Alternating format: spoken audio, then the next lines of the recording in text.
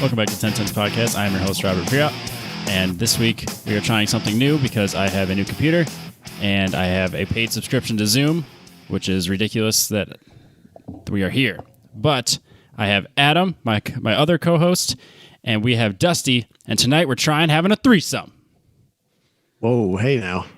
I don't know that I agree to that. It's being recorded already. We are here. All three of us are ready. I mean, when in Rome, right? We gotta try something new for the podcast. Everyone likes something new. I don't think they do, Robbie. I think everyone wants just to be Nobody likes the same. change. Nobody likes change. No one likes change. I'm recording the video differently. I'm on a new computer. I don't have a monitor in front of me or a laptop in front of me. I just have a keyboard now. I'm sure there'll be many complaints. The good news is that I've been here before, so that's not a change.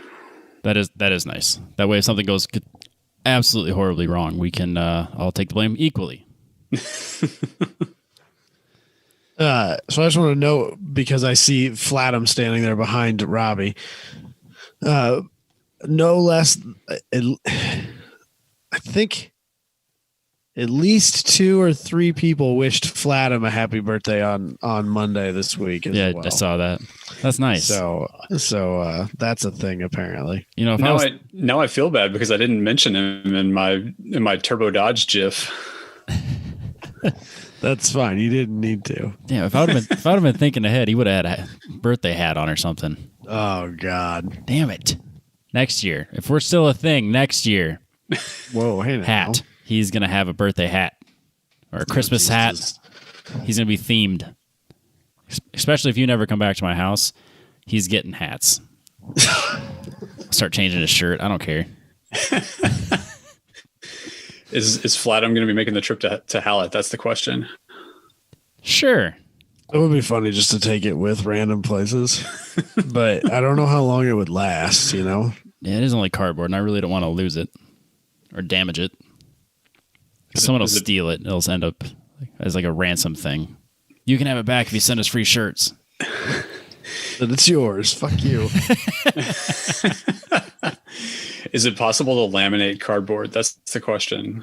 Just we could do something. Seal them up nice and tight, waterproof. Just spray them down with some clear coat. Yeah, sure, that'd be fine. That Scotch Guard stuff. Yeah, there you go. Yep. So what have you guys been up to? Nothing. Just a whole lot of nothing, really.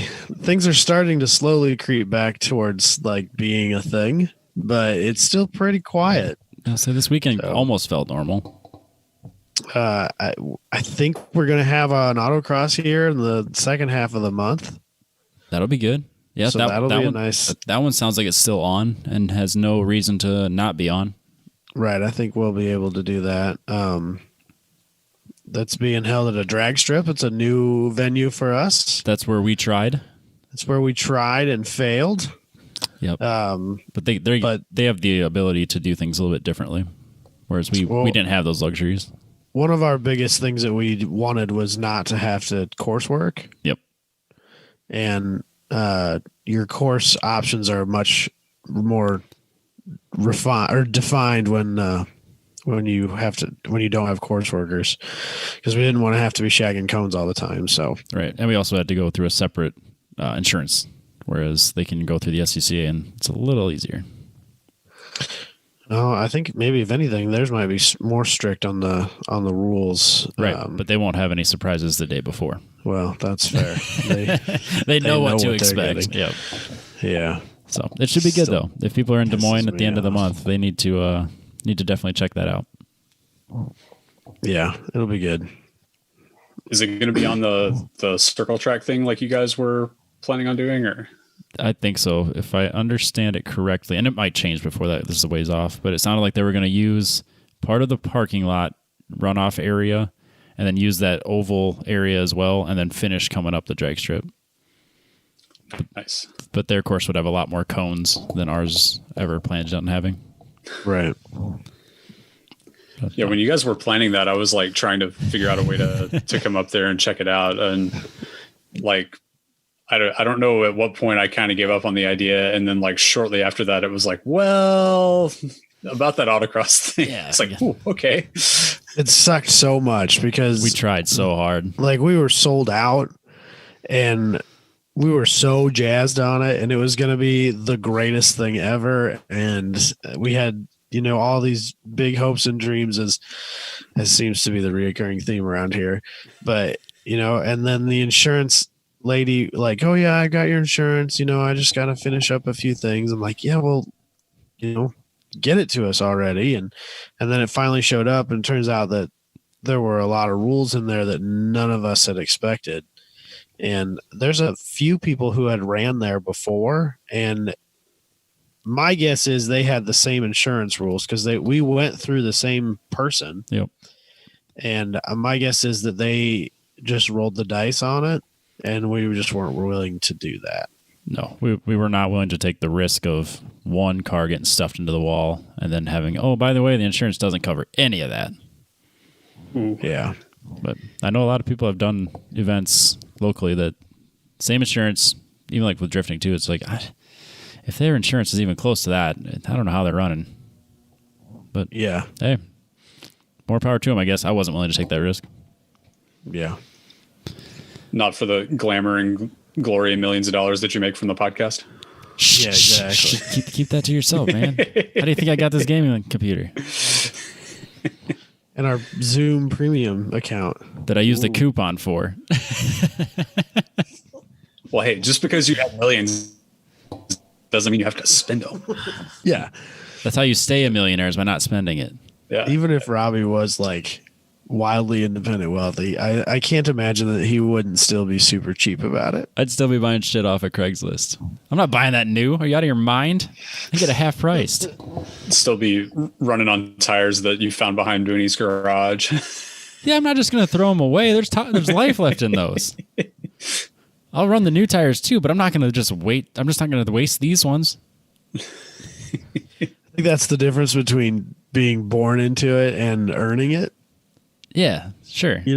Like if you're born into being rich, you don't know any difference. So you just spend it. Go for it. Like Michael, and with your trust funds and whatnot. Exactly. I wouldn't even know what to do if I had that money. Right. Nothing would change. You'd buy Porsches and stuff like that. No. I'd buy broken down Nissans. I just have 10 of them. We'll get there, okay. Robbie. We'll get there. That sounds like today. I don't know what the difference is, but yeah, I guess 10 of them would be the difference. I would just have a bigger that's garage fair. of them. So, should we get into the things? Yeah. The stuff we had planned. The opener. The opener presented by Factory Fabrication for all your fabrication needs. Been hanging out with Booney a little bit, talking to him with the SCCA. But again, with social distancing, I don't actually get to hang out with him. It's just on Zoom calls and shit. So I'm really looking forward to the autocross. Hopefully I can make it and spend time with Booney.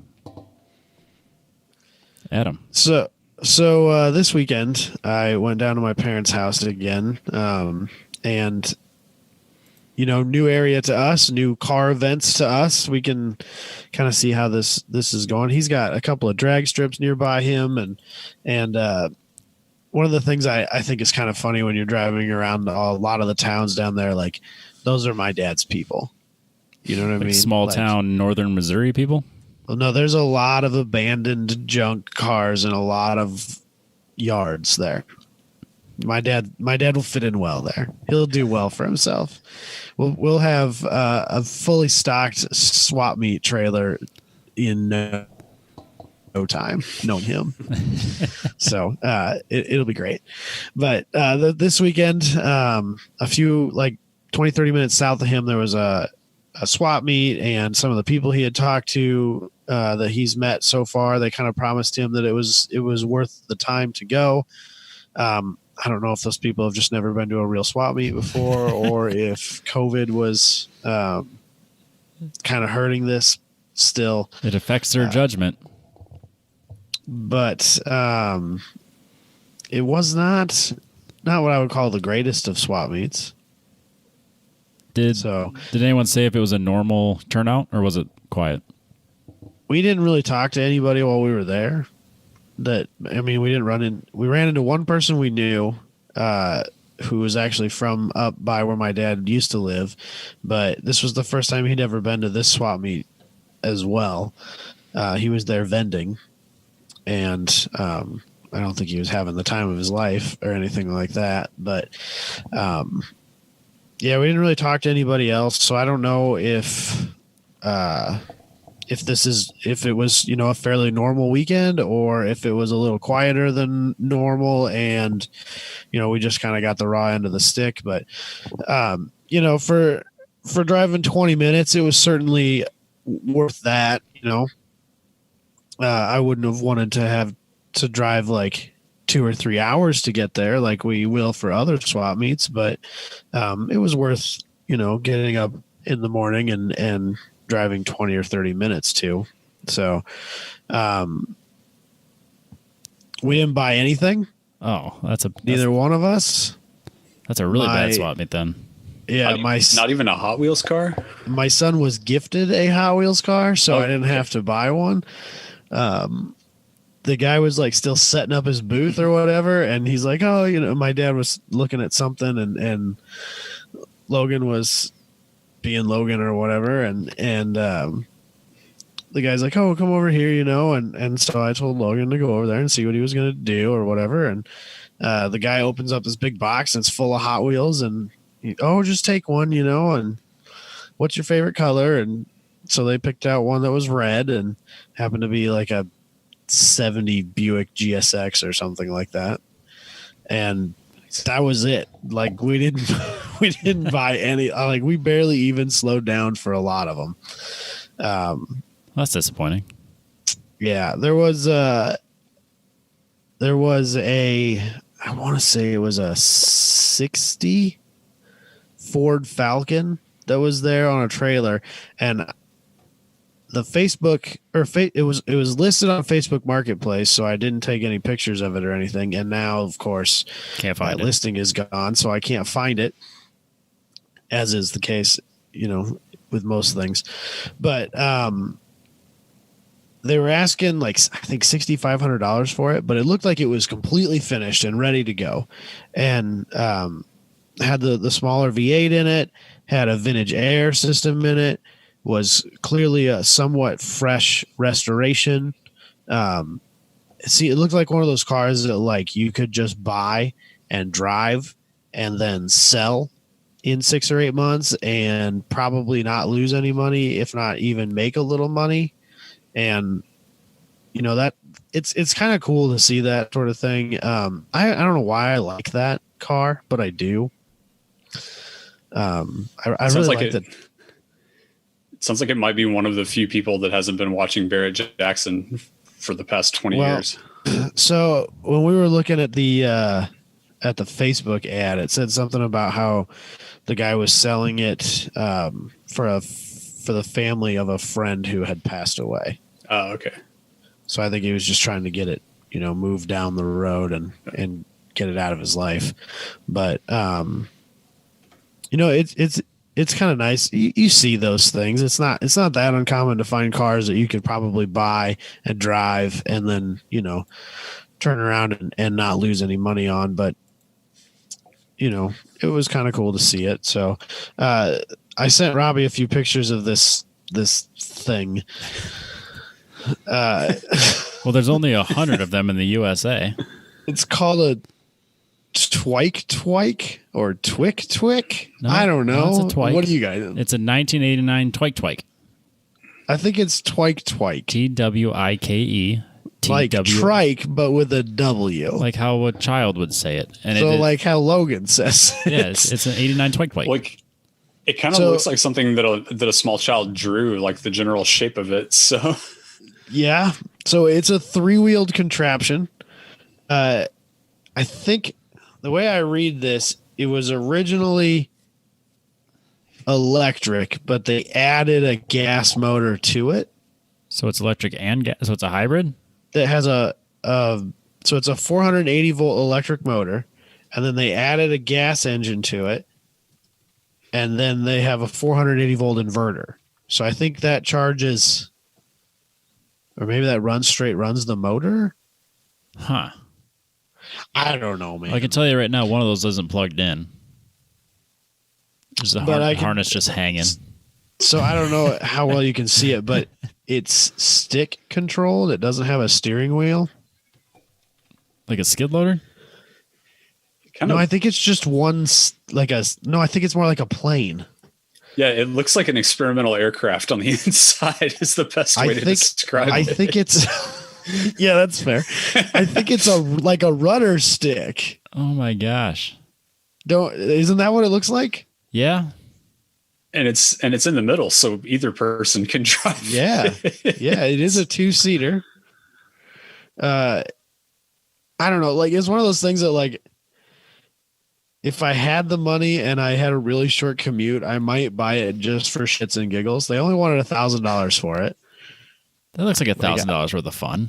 I mean, I would need you to prove to me that it runs and works before I'm going to hand you $1,000 in cash. But it's pedal assisted, so I think you can pedal it like a bicycle as well. So it's a twike. It's a twike. There's only 100 of them made, and they made it sound like that was a limited production thing, but I think that was more of we only were able to sell 100 of them. Sounds like maybe they sold like 30 and then they were trying to figure out what to do with the other 70. Yeah. Well, this is production number 80. So I don't know, man. No, I've never seen one of these before. Yeah, it was built in 89, but they didn't sell it till 98 or something like that, you know. Was one of only 3 with the rare blue interior option also.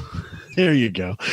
But I don't know. This is the type of stuff that makes me love going to swap meets, is just seeing the most strange, bizarre contraption, you know. Their sign is really awesome because it says rare on it a few times, and then it has $2,000 underlined a few times, but then it's crossed out $1,000 today. That's a steal of a deal. It's half price. They know how to make a deal. If you think that wasn't put on there and then immediately crossed off on purpose, you're crazy. Well, it's small and up in the corner. But they did that on purpose for sure, dude. I'm getting a steal of a deal on this thing. They were going to ask $2,000 for it. I'm only going to give them $1,000. Whoa, the company still has a website. Oh, really? No, it does not. Twike.com. They have the Twike 3 and the Twike 5. Well, this is the Twike 1. Twike is the future. Get in the Twike. The energy turnaround has 3 wheels. Oh, no. That's incredible. No, I got to see this. The Twike 5 is not only a nose length ahead of the automotive market, but also several steps ahead. What language is this in? I think this was translated from like Dutch or something. This seems like something the Dutch would make. So yeah, it's not in English. That makes it extra rare. It's imported. So yeah, the renderings on here look like a modern version of that thing that you saw at the swap meets. Oh my gosh. This looks like that shitty That's hilarious. This looks like that shitty little 3-wheel car they had on the Grand Tour or Top Gear, where every time he took a corner and then he chipped over. The Reliant Robin. That's the one. Yeah, this is just a more earth-friendly version. Yeah, and it's closer to the ground. I thought at first whenever you sent that it was a Peel, the little microcar thing, and then I looked closer and realized no, it's a little bit bigger than that. But it's bigger than that, I think. I guess, I'm pretty sure it's bigger than that. But wow, I can't believe.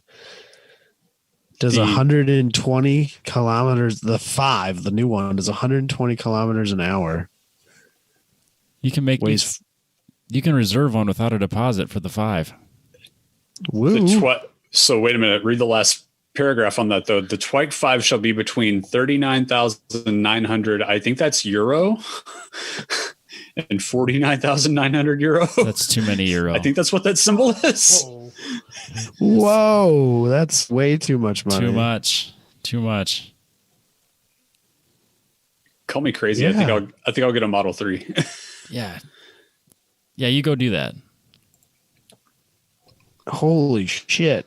50,000 euro? That's insane. That's crazy money right now. Because that's, I mean, I think it's like $1.25. The conversion rate right now? Yeah. Yeah. $1.14. That's not worth 50,000. Yeah. 50,000 euro is almost 60 grand.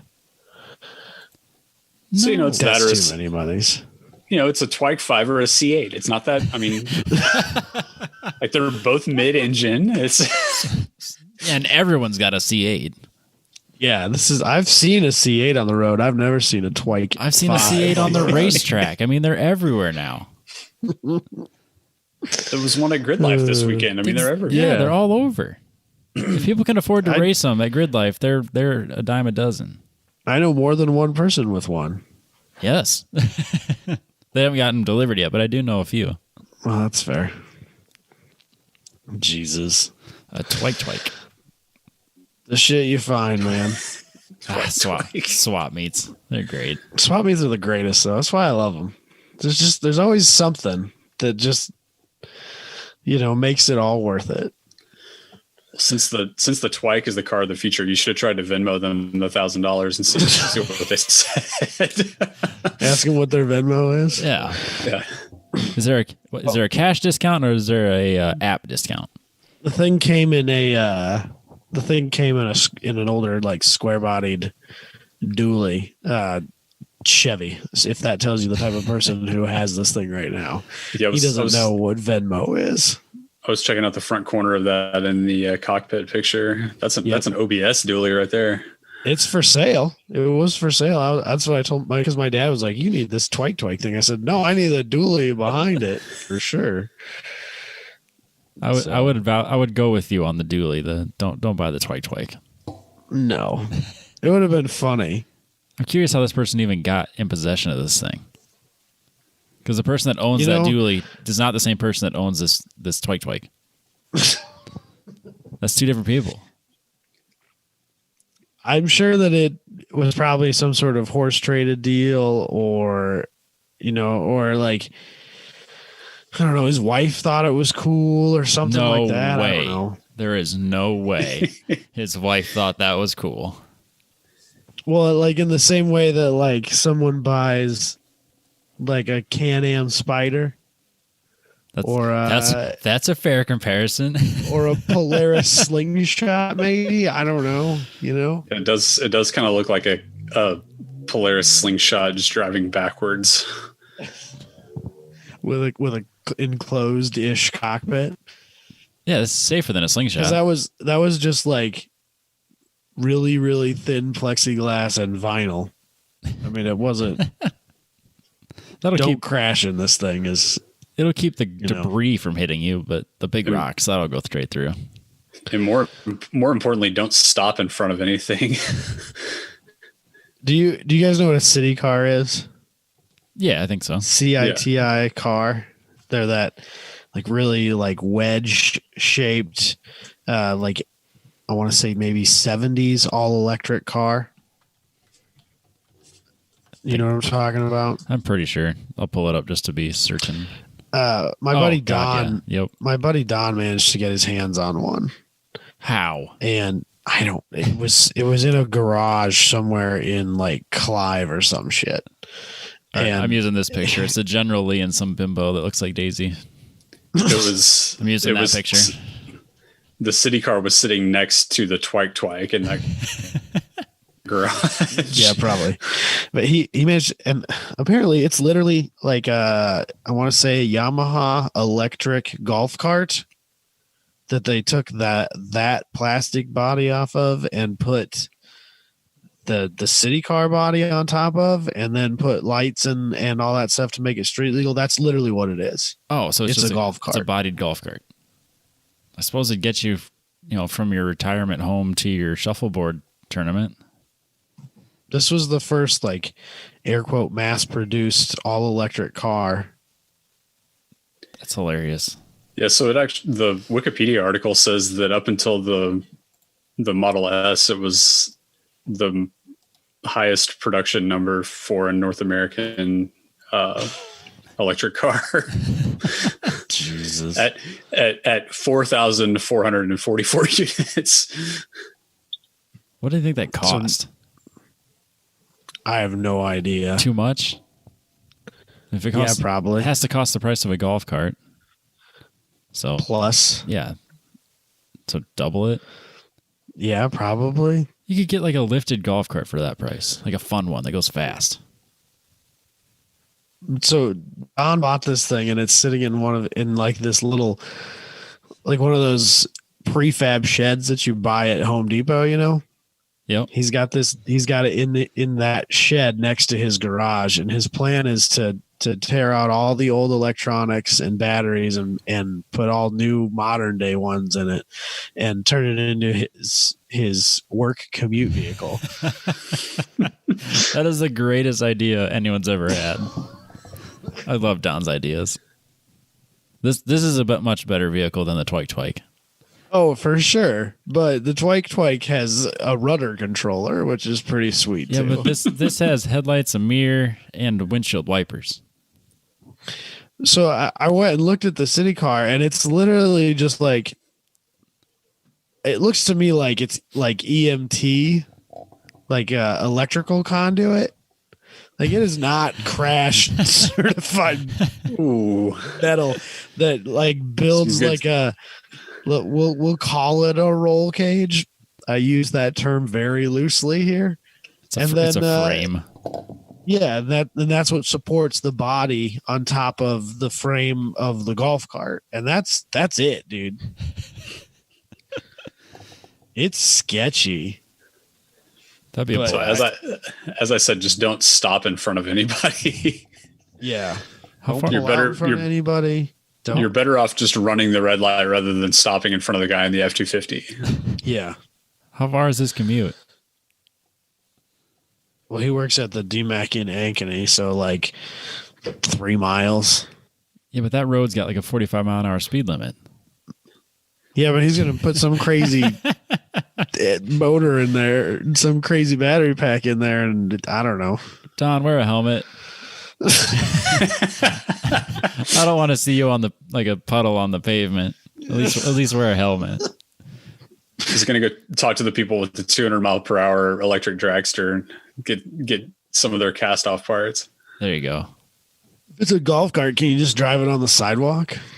I don't think so. I think you have to put it on the road. Yeah, because even bicycles don't have engines and they're on the road. But that's neither here nor there. That's only when they want to be, Robbie. They're pedestrians when they want to be, and they're vehicles when they want to be. Well, yeah. Yeah, around here at least. I resemble that statement sometimes. So. I was going to say, Dusty's a biking guy. Haven't you done like 10 miles a day for like 4 months? I've ridden a lot since all the chaos started. Yeah, I was gonna say the next time I ride my the next time I ride my bike, I will pass like 5,000 miles on it in 6 years or 7 years. Holy cow, that's crazy! That's a lot of riding. No, I noticed. Yeah, you were doing that basically almost every day during the height of the pandemic. Yeah, whenever you're locked in the house all day and just talking on Zoom meetings and answering emails, it's like 5:31. It's like, all right, what are we doing?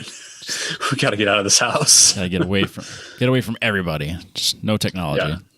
Yeah. Does she work at home too during all of this? Yeah, she's been home since like a week after I came home, and will likely be here like through the summer. So. Ugh. I can't imagine like how much I'd want to kill my significant other if I spent that much time with her, you know. But I love her to death, but oh man. I'm glad I'm able to leave the house. Yeah, it was funny. Like during the day we just kind of like we're like, I'm in the office, she's in the other room, and we're just kind of like pass by like coworkers that, you know, just work in different departments. It's kind of like whatever, but I was ready to be back around people by the time they called us back into the office, though. Just in general, just like, yeah, okay. We are different, you and I. Yeah, Robbie was ready to stay home for another 6 months. Oh my gosh. The first day back, they're like, "Are you happy to be back?" Not a fucking chance. I loved it. Who let you in here? Can I pretend to have COVID and then just stay home indefinitely? And then when this finally passes, then I can come back to work? That's the dream. Stick their head in Robbie's cube and a hatchet, just like, fling. Like, welcome back. Ooh. That's for sure. Until I've had my coffee. Don't talk to me. If I have the coffee mug in my hand, Oh, Jesus. I am not your friend yet. That goes at the track too. Don't bother me until that coffee mug's down. I'll keep that in mind for Howlett weekend. Roll out of the tent, coffee mug in hand. All right, he's not ready to talk. Robbie, I've got a real problem with these rules. No, you don't. There's the gate. Not yet, you know. Oh, being a time trials director is fun. Ask Adam Jabay. He'll tell you how fun it is too. People are great. People are great all the time. You should mix in some wheel to wheel with your responsibilities too, just for the fun of it. Oh yeah. Nothing like getting someone mad at you over a high stress situation. Oh man. I did not envy Jabay this weekend. We'll get into that though. Yeah, I can imagine. So that's really all I've got about that swap meet. I was about halfway through it and I was like, son of a bitch, I gotta find something to talk about here. We're not gonna have anything to do next week. So yeah, it was pretty bad. Yeah, it sounds like it. And then the clouds parted and the light shined down on the twike. Yeah, pretty much. So hopefully it seemed like there was a decent crowd there. A browsing crowd. There just wasn't the vendors to back it up. So I kind of have the feeling that it's better normally, and that a lot of people were just not willing to drive or were worried about whatever and just decided it wasn't the right time to go. Yeah, that doesn't surprise me. It seems there's like also 1 billion degrees. Oh. Like we were there like 8:00 in the morning. It was already almost 90. Yeah, and that's when hot. you put all that stuff together, it doesn't take much to just be like, nah, it ain't worth it. No, and I assume a lot of people thought that it would be either a small turnout, or that any excuse not to go. Really, at this point. Do I really want to sit here in the sun when it's 95 degrees and sell $40 for the stuff in my $50 entry fee booth? Like, nah. Plus I'll just stay home this weekend. Plus, there'll be a lot of gross humans spreading germs. It's on everyone's mind right now. Yeah. So hopefully next year will be better. We'll probably go back. Yeah, I would imagine. So that's all I got, though. We can jump into my stuff. Let's talk about Gridlife, Robbie. Yeah, I went to Gridlife. So, backstory there. So, I was supposed to do a test day, and apparently it was supposed to be me, Dalton, and a handful of guys from Mid-Iv TT.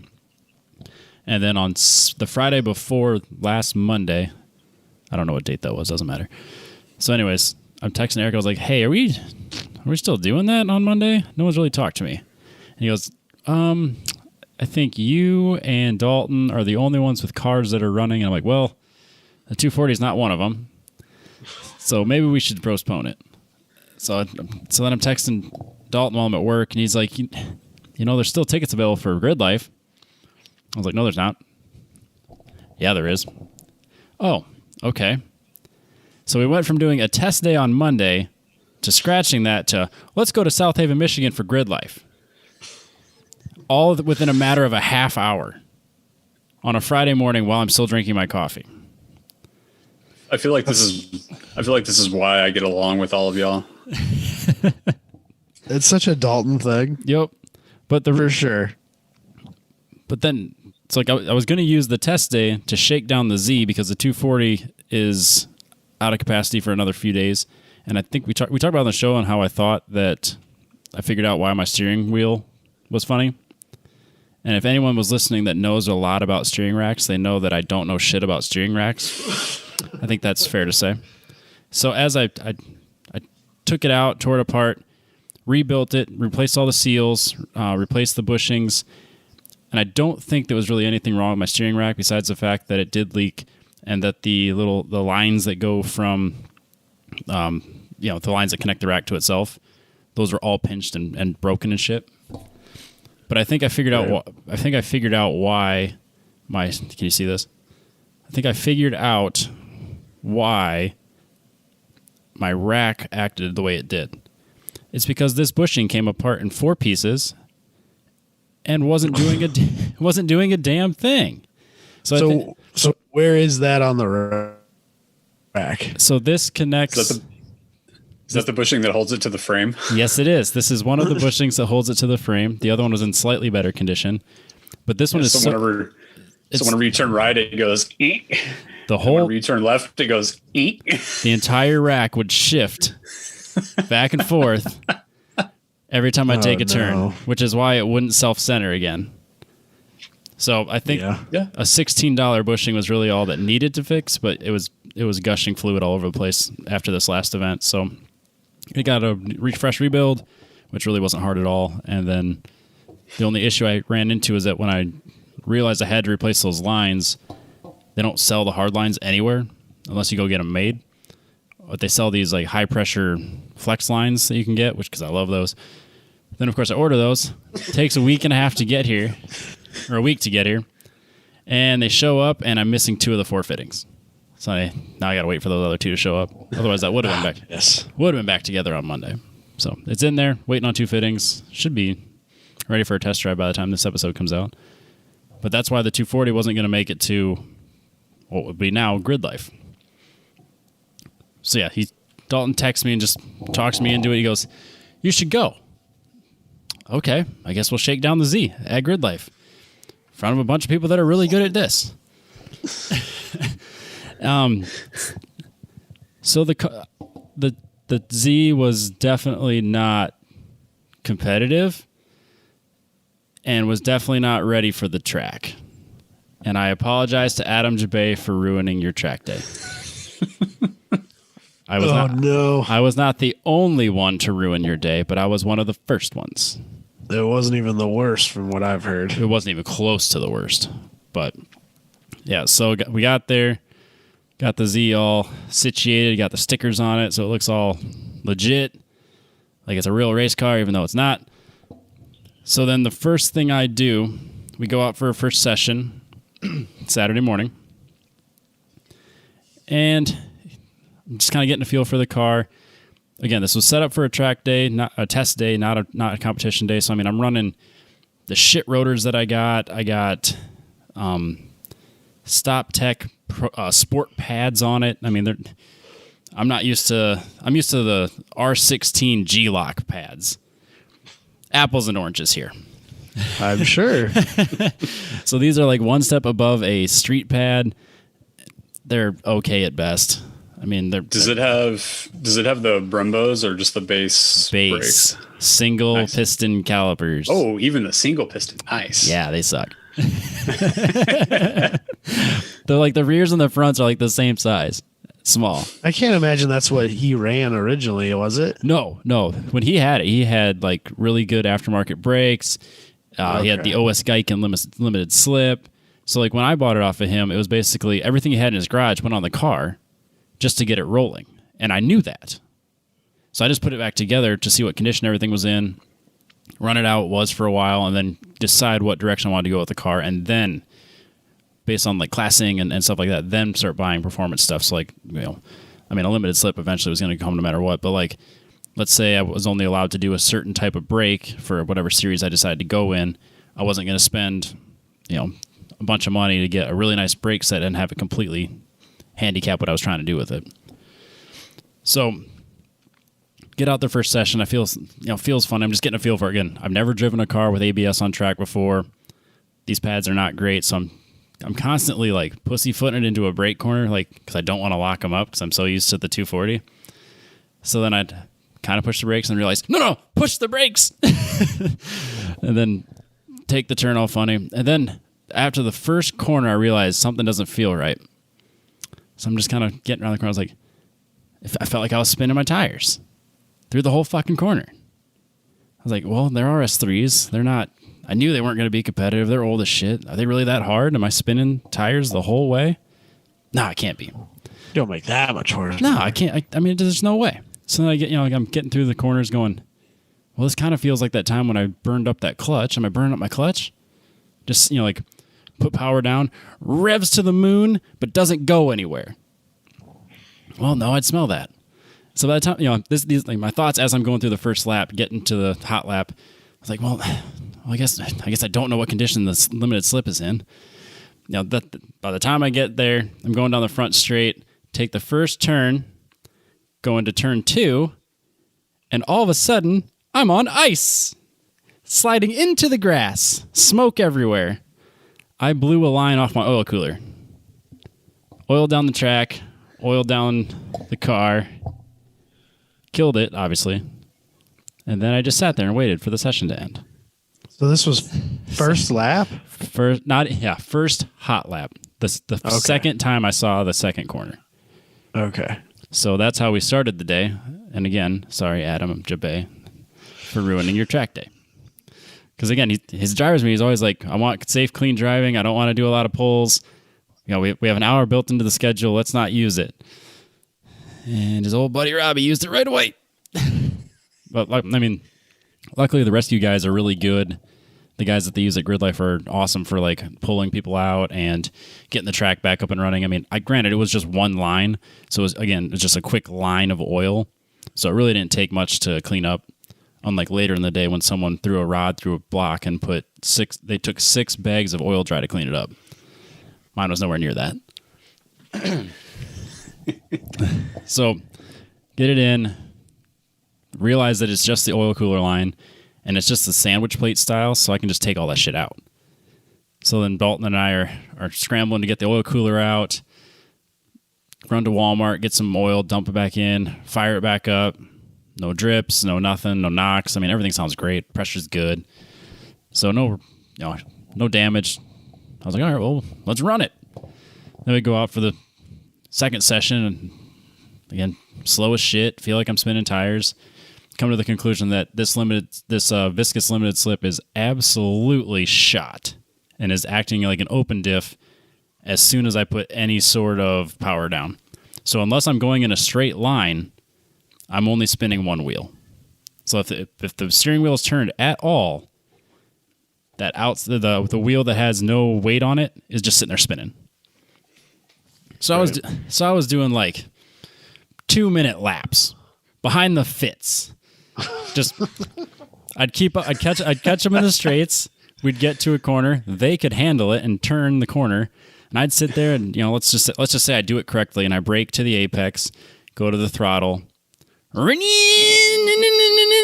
straight line, as it just like the RPMs just drop as my tires start to actually do something, and then we go, and then I have to catch up to the fit again.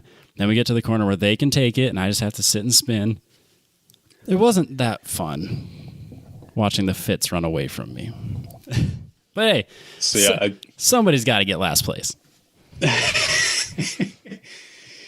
So yeah, my car is a base model, and they came with an open, like a straight open diff from the factory, and yeah, putting a quaif in it was it transformed. So I was worried about accelerating off the corner like you're talking about, but the crazy thing was how much more stable it is under braking, and just every aspect of the car is so much different whenever you get those two wheels tied together. So for sure. Yeah, so, you'll, because I mean, whenever you get, let's say I had the S14 viscous, and it started to do that. Like one corner at Hallett, it was really noticeable, and that's when I shimmed it. And then I switched over to it's another viscous limited slip, but it performed beautifully at the test day. So I mean, it's in a lot better condition with whatever this is. And even now, like Josh said, it was the OEM one, and I assumed it was limited slip or viscous at least. And I remember checking it over winter, but now I'm even questioning if I'm remembering correctly. So if it's not, if it's a totally shot viscous or it's an open diff, either way, it's got to go.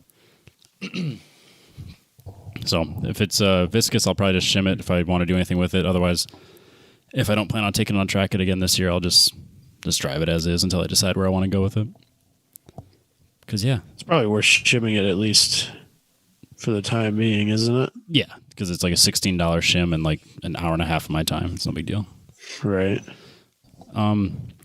So, yeah, that was not fun. And then I come in from that session, and my water temperature is good. My oil pressure is a little lower than I'd like to see it, but it's because I'm hot. And then getting to the pits, I'm like, my fans aren't running at all. I was like, Dalton, are my fans running? No. Have they ever been running? Now that you mention it, no, they haven't ran in the entire 2 months you've had this car. Great. So we get a Snap-on tool, the scanner, and we're looking at it, and I didn't overheat it. Who had that? Dalton has a Snap-on scanner just in his truck. Oh, of course he did. Of course. He's like, hold on, I got this for you. We'll see if we can turn them on. He brings his warranted 1LE Camaro, but he's got his Snap-on scan tool. So then we check it, and it doesn't have the option to turn the fans on and off. Well, then I ended up actually ripping out the wiring for one of them when I had a little off-track excursion. Oh, really? Yeah. So then we're talking about it. I was like, well, they're not going to turn on, and the oil or the water temp was only like by the time we had hooked the scan tool up, it had already dropped to 185, and it really had only been sitting there a few minutes. I mean, so it should have been, if it was overheating, it should have still been a pretty high temp. And plus, the gauge was just like right between the C and the H. So I mean, what was there to worry about? The whole time it went to the middle and never changed. I don't think that gauge is hooked to anything. Yeah, just I think that's 12 volts. I think that's all it's telling you. Well, according to that, I was dead center. I've run the absolute dog crap out of mine in like 100-degree heat on the track, and it never moves. And I'm like, I don't know that that's right. Yeah, I don't know if I trust that, but I mean, it was reading like 185. It was reading numbers and dropping as we're sitting there. So I mean, it's the ECU's getting a number. So I'll take that. But yeah, so we look at it, and the one fan's completely disconnected. The other one isn't working. So then Z3's Erection doesn't run a fan when they do endurance stuff, and I haven't been running it for fucking months. Who cares? Pull it out. So we took the fan out, and then we did a sanity check and tested it against the battery. So it's not getting a signal from the ECU to turn on. And apparently that's a thing with Z's, because I looked it up today. So I went to GC Cooling after work today, and I will have brand new pullers just like I have on the 240 now, because I'm done dicking with that. Nice. Yep. Just constant 12 volt. Just on. No. Yeah. Well, because Dalton's like, well, if you're constantly moving, you don't really need it. And I was like, but those fans are supposed to move 1,300 cubic feet an hour, and I'm gonna have two of them. So we just like keep doing quick math. Like, well, yeah, that means they'd be moving as if you're going 250 miles an hour. I was like, yeah, I know. It clearly is better. That's why the 240 doesn't have cooling issues. It also makes a little bit of downforce. It's fine. Exactly. No. So we that much air movement, it might actually make a small amount of downforce if you they're powerful freaking fans. I mean, granted, the ones that were in the Z were Mishimoto, so it's no big. I mean, they're whatever, but they were supposed to work. You get ready to load the car on the trailer at the end of the weekend, and you just flip the fans on, and it just drives itself up. That's the dream. Well, I mean, now I'm really glad that I drilled those hood vents in there, because that might have been part of my saving grace. Because, I drove this to work. I drove it in traffic. I mean, it never got hot. I never even thought to check it. Yeah, if it was fine in traffic and stuff like that, it's probably fine. Yeah, without them. But why not have them anyway? Yeah, I'm not going to risk it. I had that from getting my Rookie of the Year through the SCCA. Oh yeah, I had a coupon for a bunch of money off of fans, and I've been meaning to cash those in. So it was a win-win. All right, what else went wrong? I can't believe that Booney and the boys don't run fans on an endurance car. That never even crossed my mind. Like, that was it. I realized people do it, but for me, I never even considered it. That's crazy to me. I wonder, like, if they go under caution, like what kind of pace they run at. Probably pretty quick, I would imagine. Yeah, I mean, they don't have heating issues, it sounds like. I mean, because I think Dalton was talking to Josh while we were there. He goes, yeah, just pull it out. Who cares? Okay. I mean, That's like so not the Josh I know, too. Because he's like the most like cautious, like let's just put it in there anyway kind of guy. it's a when nice, it comes to making sure that his car's not going to blow up. it's $150 of insurance. Belt and suspenders. Yeah, that's how I looked at it. I mean, I mean, I'll have them, but I didn't. It doesn't surprise me that Dalton would tell you not to run fans, because Dalton would probably tell you not to run a radiator. But that's just getting in the way of airflow. Just loop the two hoses together. It'll be fine. It's fine. You only need to put down one lap. Volkswagen and Porsche ran without water for years. Well, when I was talking to Jabay after I pulled when I went to apologize for ruining his track day, and he goes, "What happened?" I was like, "My oil cooler line broke," and it was the ones I built, so it's my fault. And he goes, "What do you got an oil cooler on there for? It's a time attack car." That's a good point. I like to I like to burn down laps, man. And the VQ is not exactly known for being easy on oil either, just in general. Yeah, so. if there's one vehicle that needs that kind of stuff, it's the VQ. Yeah. That was one of the things I did to mine over the winter, was put the biggest Mishimoto cooler I could fit between the crash bar and the bottom of the like tray underneath the nose. Yeah. Yeah. So I mean, the one I made for the 240 has been running great, but I also got a much better hose, it looks like. So maybe I'm just going to take this into a hydraulic shop and make me these 10,000 PSI rated hoses that don't break. If I'm going to do it, I'm going to overdo it. Yeah, not going to happen twice, right? Right. Yep. So there's a difference on AN lines between, like, we've used just like the Red Horse, just general type stuff. And then the ones I did on the Z, we actually did like all Earls with their black braided hose and everything. And they went together so easy. And yep.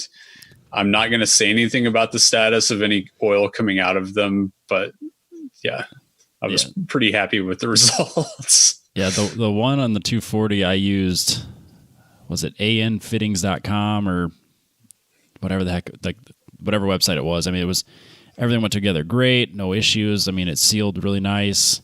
And then this one, I think I had like Amazon money or something, so they were free to me, and it showed.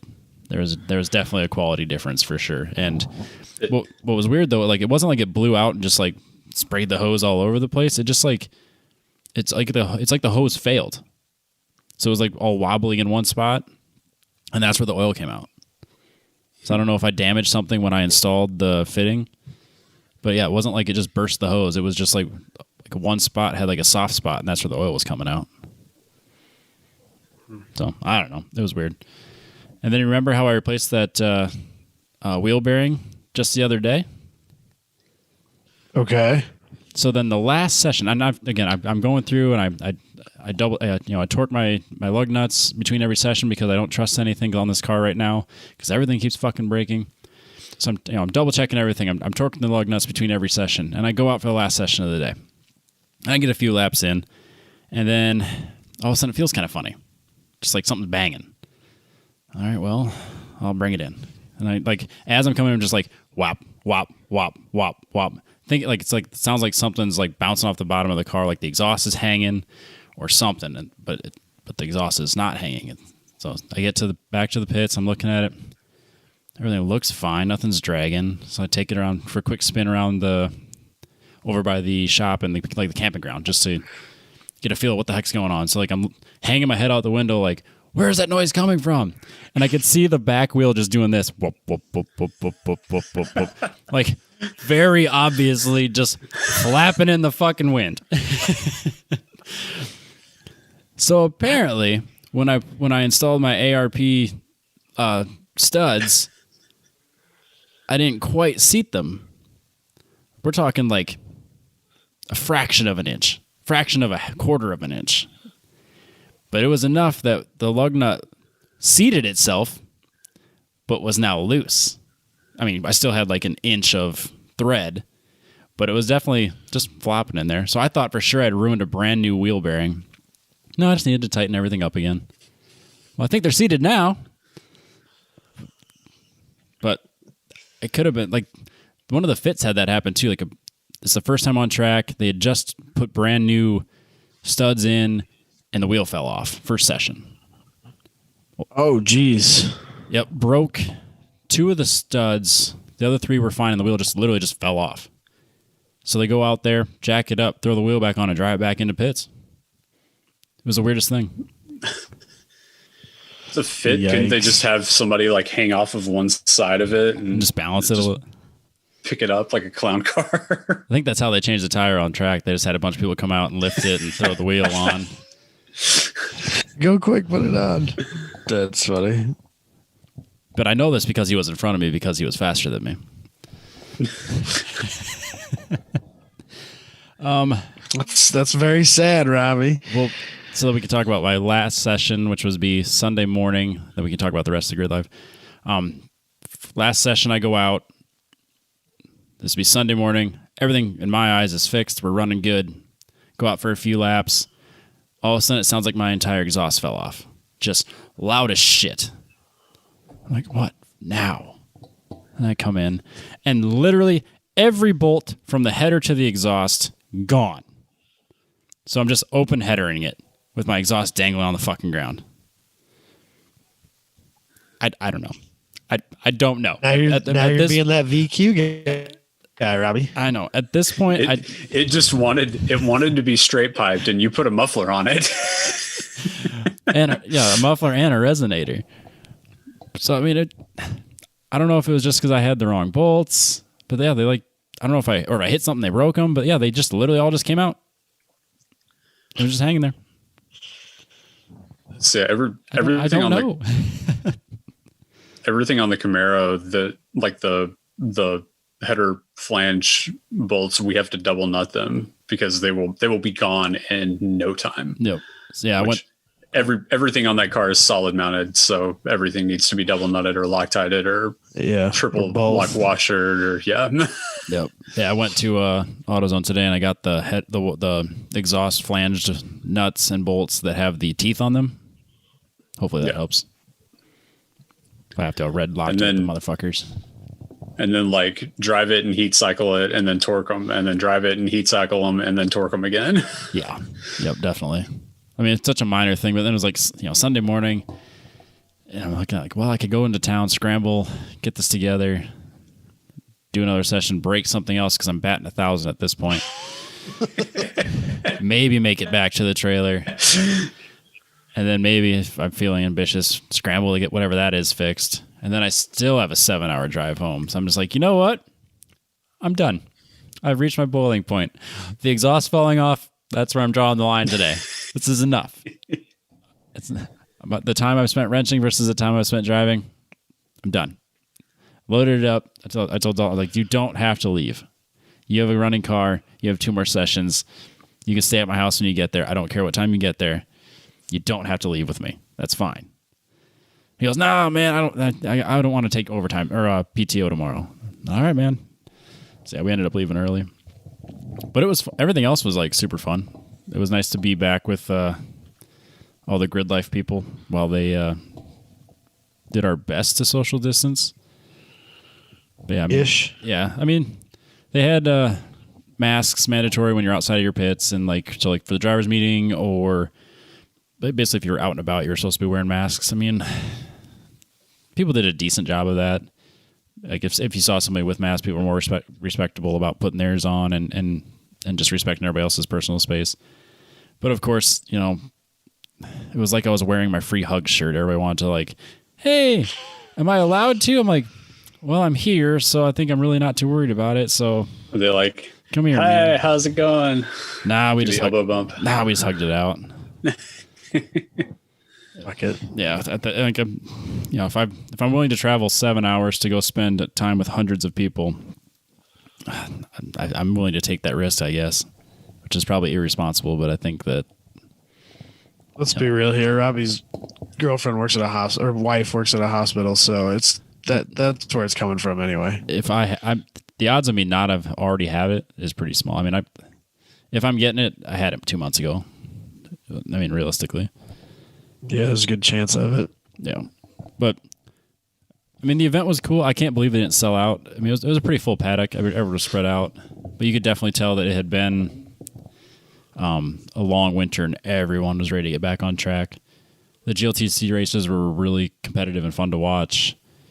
The first session, poor Jabay, every fucking session. Every session. Everybody's been cooped up for so long. They had to just get it all out then. So Let's go wild. The first session had the Honda Fit lose a wheel. The second session had me oil down the track.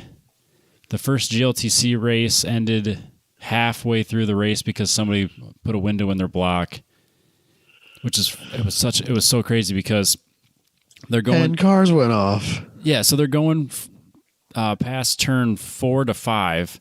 So that little straight there on Gingerman from 4 to 5. Yep. He windowed it there and just emptied oil all the way down to 5. So then he or she, I don't remember who, ended up off track, and then the next 10 cars behind them just slid on the oil all across the track into the grass. Ooh. And then one car ended up halfway between turn 5 and the back straight and lit 2 grass fires. So then the rescue guys are out there putting out grass fires and then trying to rescue like 10 cars that are just out in the middle of the grass, and then get that other the 6 bags of oil dry. And so yeah, your hour of time to get cars pulled in was gone almost immediately. So that was not the best way to start your GLTC. And then I'm trying to think, there's a few other minor incidents throughout the day, just cars getting pulled in. And then Saturday night, there was a pretty awful wreck. I didn't see the clip. I think Dusty said he saw the clip. But I may or may not have seen a clip. Yeah, see, I saw it from a distance, but it was over on like turn 6 or 7. And so I only saw like part of it. I thought it was in 10 for some reason. Yeah, it was in the breaking down into 10. Oh, was it really? I thought it was closer. Yeah, it was way out in there. 10 was weird because in the entire time we've been going to Gingerman, I've never heard of that many people having incidents at 10. They were like almost all at 10. Mine was at 2, but everybody else's was at 10. Like people were going like just dive bombing that corner and then ending up way out in the grass. Yeah, it was the new slip angle. Adam was saying that, I guess, I don't remember who it was, but he said that it was like further off of 10 than anybody they've ever had go off. Yep. Yeah, so I don't know what cars were. There was a Civic and then another car where it had like an off-track excursion together, and the Civic ended up rolling and being a total loss, which is the worst accident I've ever seen at a time attack. Luckily, the driver's okay, walked away. I mean, I saw him leaving with the car on the trailer, but man, definitely put a damper in the day. But yeah, the Camaro lost brakes, and then hit the Civic. No fault of anybody. No, driver wise, just bad luck, bad timing. Yeah, of all the times they could have slid where it slid, there just happened to be a car right there. It's just bizarre. But so I saw somebody put up a GoFundMe to help that guy get his car back on track, the Civic. Yep. And last I saw it, like $8,500. Yeah, so it was at $5,000 like in the first day.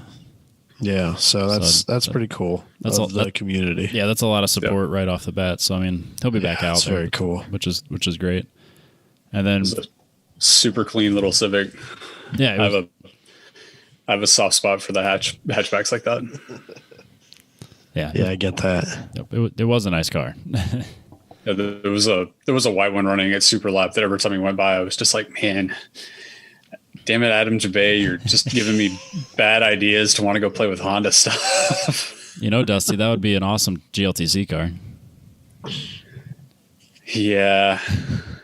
Yeah, and I'm a minimum of 8 hours away from being able to go play with GLTC. It's Just stick your car in Ferris's trailer. It's so small I won't even notice it. exactly. They had plenty of room in that trailer. Yeah, I was talking to Ferris last night about pulling that trailer around. Maybe all 56 feet of it. maybe Dalton needs to talk to him about, because I was going to say Dalton's got a trailer from hell now too. He bought a trailer almost as big while he was driving on his way to Gridlife. I didn't realize this. That thing's got a 4-post car, like full-sized car lift inside of it. It's huge. It's 41 feet long. That's I don't know that includes The gooseneck and the sleeper the part? gooseneck portion of it. I think that's just 41 feet of floor, like parking space. Yeah. Yeah. So he's You can easily fit 3 cars in there because you can loft one of them above the other 2. So lift. after giving him so much crap about getting a stacker, he finally did it. basically. Well, then now he's trying to realizes that maybe his truck's not even as big as it is. It's probably not the right truck. There's probably messages on my phone right now from him for his maiden voyage with it to see how well it goes. So that thing came with 2 80-gallon air, like 6.5 horsepower air compressors on it. Does he need both of them? I'll buy one. I think he's selling one to Josh already. Damn it. But like, what were they doing with that thing? Some pretty serious shit, it sounds like. I don't know why you need that much air. No, it was the upgraded Walton Jesse meth lab on wheels. It's huge. It's insane. So he paid $6,000 for it though. Like it was a steal of a deal for it. Crap. Yeah. Yeah.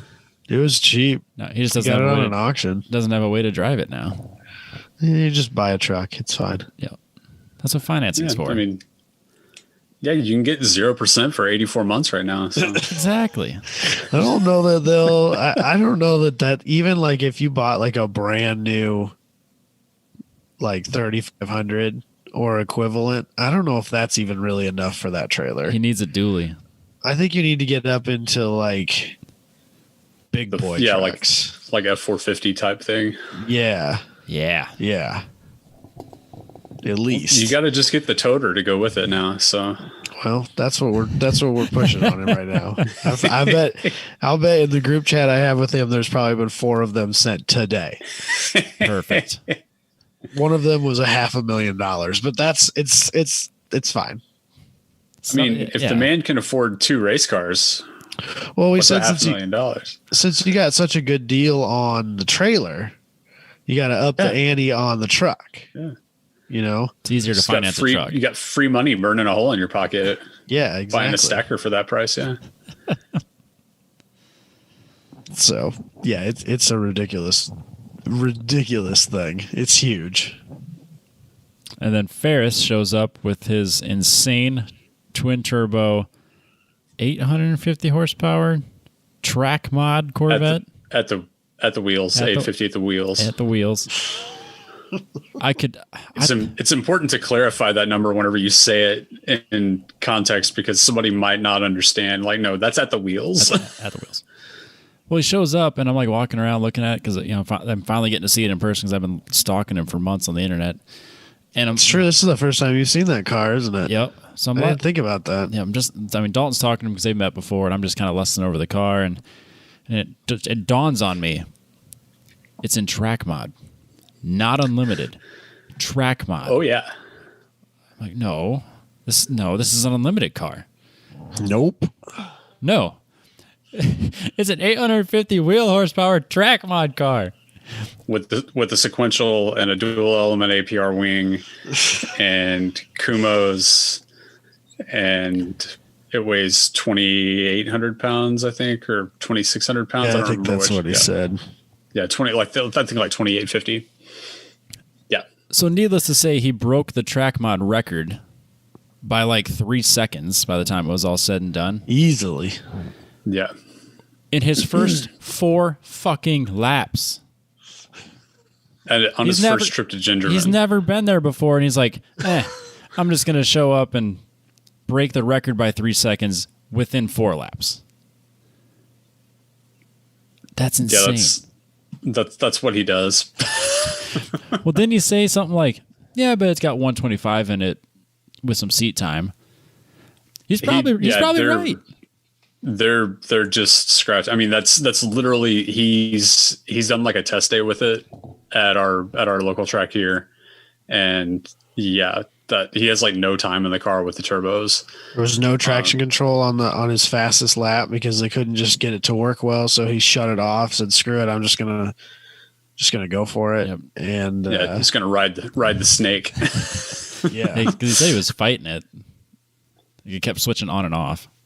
Yep. And yeah, there's a ton of time left in there for sure. That's crazy.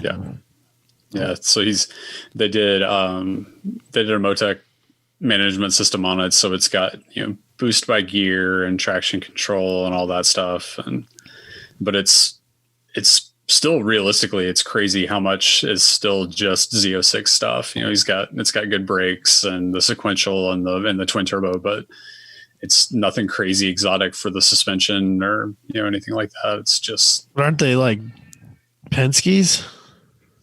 Well, yeah. I mean, Penske 8300 coilovers, but he was fighting the everybody's got those, right? Of course. Yeah, sure. Well, he was fighting the brakes on his last session, so he's coming down the back straight, and they are glowing hot. It's the middle of the fucking afternoon. And they're bright red, and you can it's like you would see at night. And he comes in, and you can see on the caliper, it's got the temp gauge maxed out. So I'm not sure exactly what happened there, but he smeared pad all over his rotors. So he said he was running 157 miles per hour on the front straight. Holy shit! Oh my god! Holy shit! That's insane at that little bitty track. Oh my god! So there's a video, I don't remember, there's a recap video that somebody has, and it's a string of like 5 cars going by down the front straight that were just taking it from the pit wall, and it's like meow, meow, meow.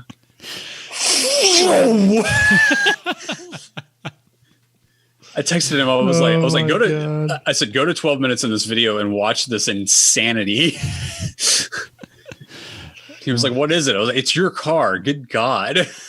Yeah, he was flying. That's funny. I saw online there was he had posted his video of his fast lap, and if you watch him coming into turn 11 and onto the front straight, you can see Alex Moss in that bright green S2000 that he has, like go for pit out or for pit in, I guess. And he made a comment in there. He was like, I was kind of watching you in my rearview mirror, and I knew you were on a flyer, and I wasn't, and I didn't really judge the closing speed differential between our two cars very well, and so I ended up like bailing for pits at a way higher speed than I should have, and just barely got it slowed down in time not to blow your lap up.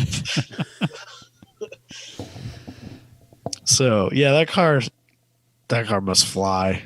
It's a spaceship. Like I think the next step is he's got to figure out front downforce. He's got so much in that wing in the back now. It's trying to balance it out on the front. But we were looking at the photos from Super Lap and figuring out that the car is just planted in the rear and the splitters 4 inches off the ground. So, but just getting it sorted out is going to be it's going to be even scarier. Yeah, God, it's gonna be freaking wild. So I think with the exception of Unlimited, every class had their lap record reset I think so. this weekend, which is pretty cool. Street Mod dumped theirs by a pretty significant margin. That was that Green S2000 you were talking about. Yeah, and there seems to be some rumblings that there are some people who think that with a few changes and sorting out of some setups that there may even be more than one car capable of a sub 130 in Street Mod. That's insane, especially since Ferris only did a 130. The first year that we went there, the Unlimited cars, that was the first year any car had broken out of the 30s. Houghton did a 29 or a 28 that year, and people lost their minds over that. And now what's supposed to be the second slowest class is possibly teetering on the ability of doing that the next time that we go there. He'll do it. I'm sure Ferris will. I have zero doubt in my mind that Ferris will go well down into the 20s. And I know that there's a couple of Street Mod or of Track Mod cars that weren't there this weekend that are just as capable of doing it as well. So I don't think he's going to run away with that class. He's got his work cut out for him. But it's just crazy to me how fast these cars are going. I love every second of it. Yeah, looking at the times at Coda, even Street GT and Street Mod are insane fast. Yeah. Yeah. It makes me feel less bad about being the slowest person there. Honestly. Yeah, someone's got to be, right? It's got to be somebody, and I'm totally okay with it being the worst prepared car. I think that's fair. Yeah. First trip out, it is what it is. No, yeah, I didn't lose any sleep over it. So I think that's about it for my Gridlife trip. Got to hang out with Adam. I was on his podcast for about 8 seconds when he was walking around the pits, just throwing mics at people. Getting White Claws thrown back at him, apparently. Oh, gross.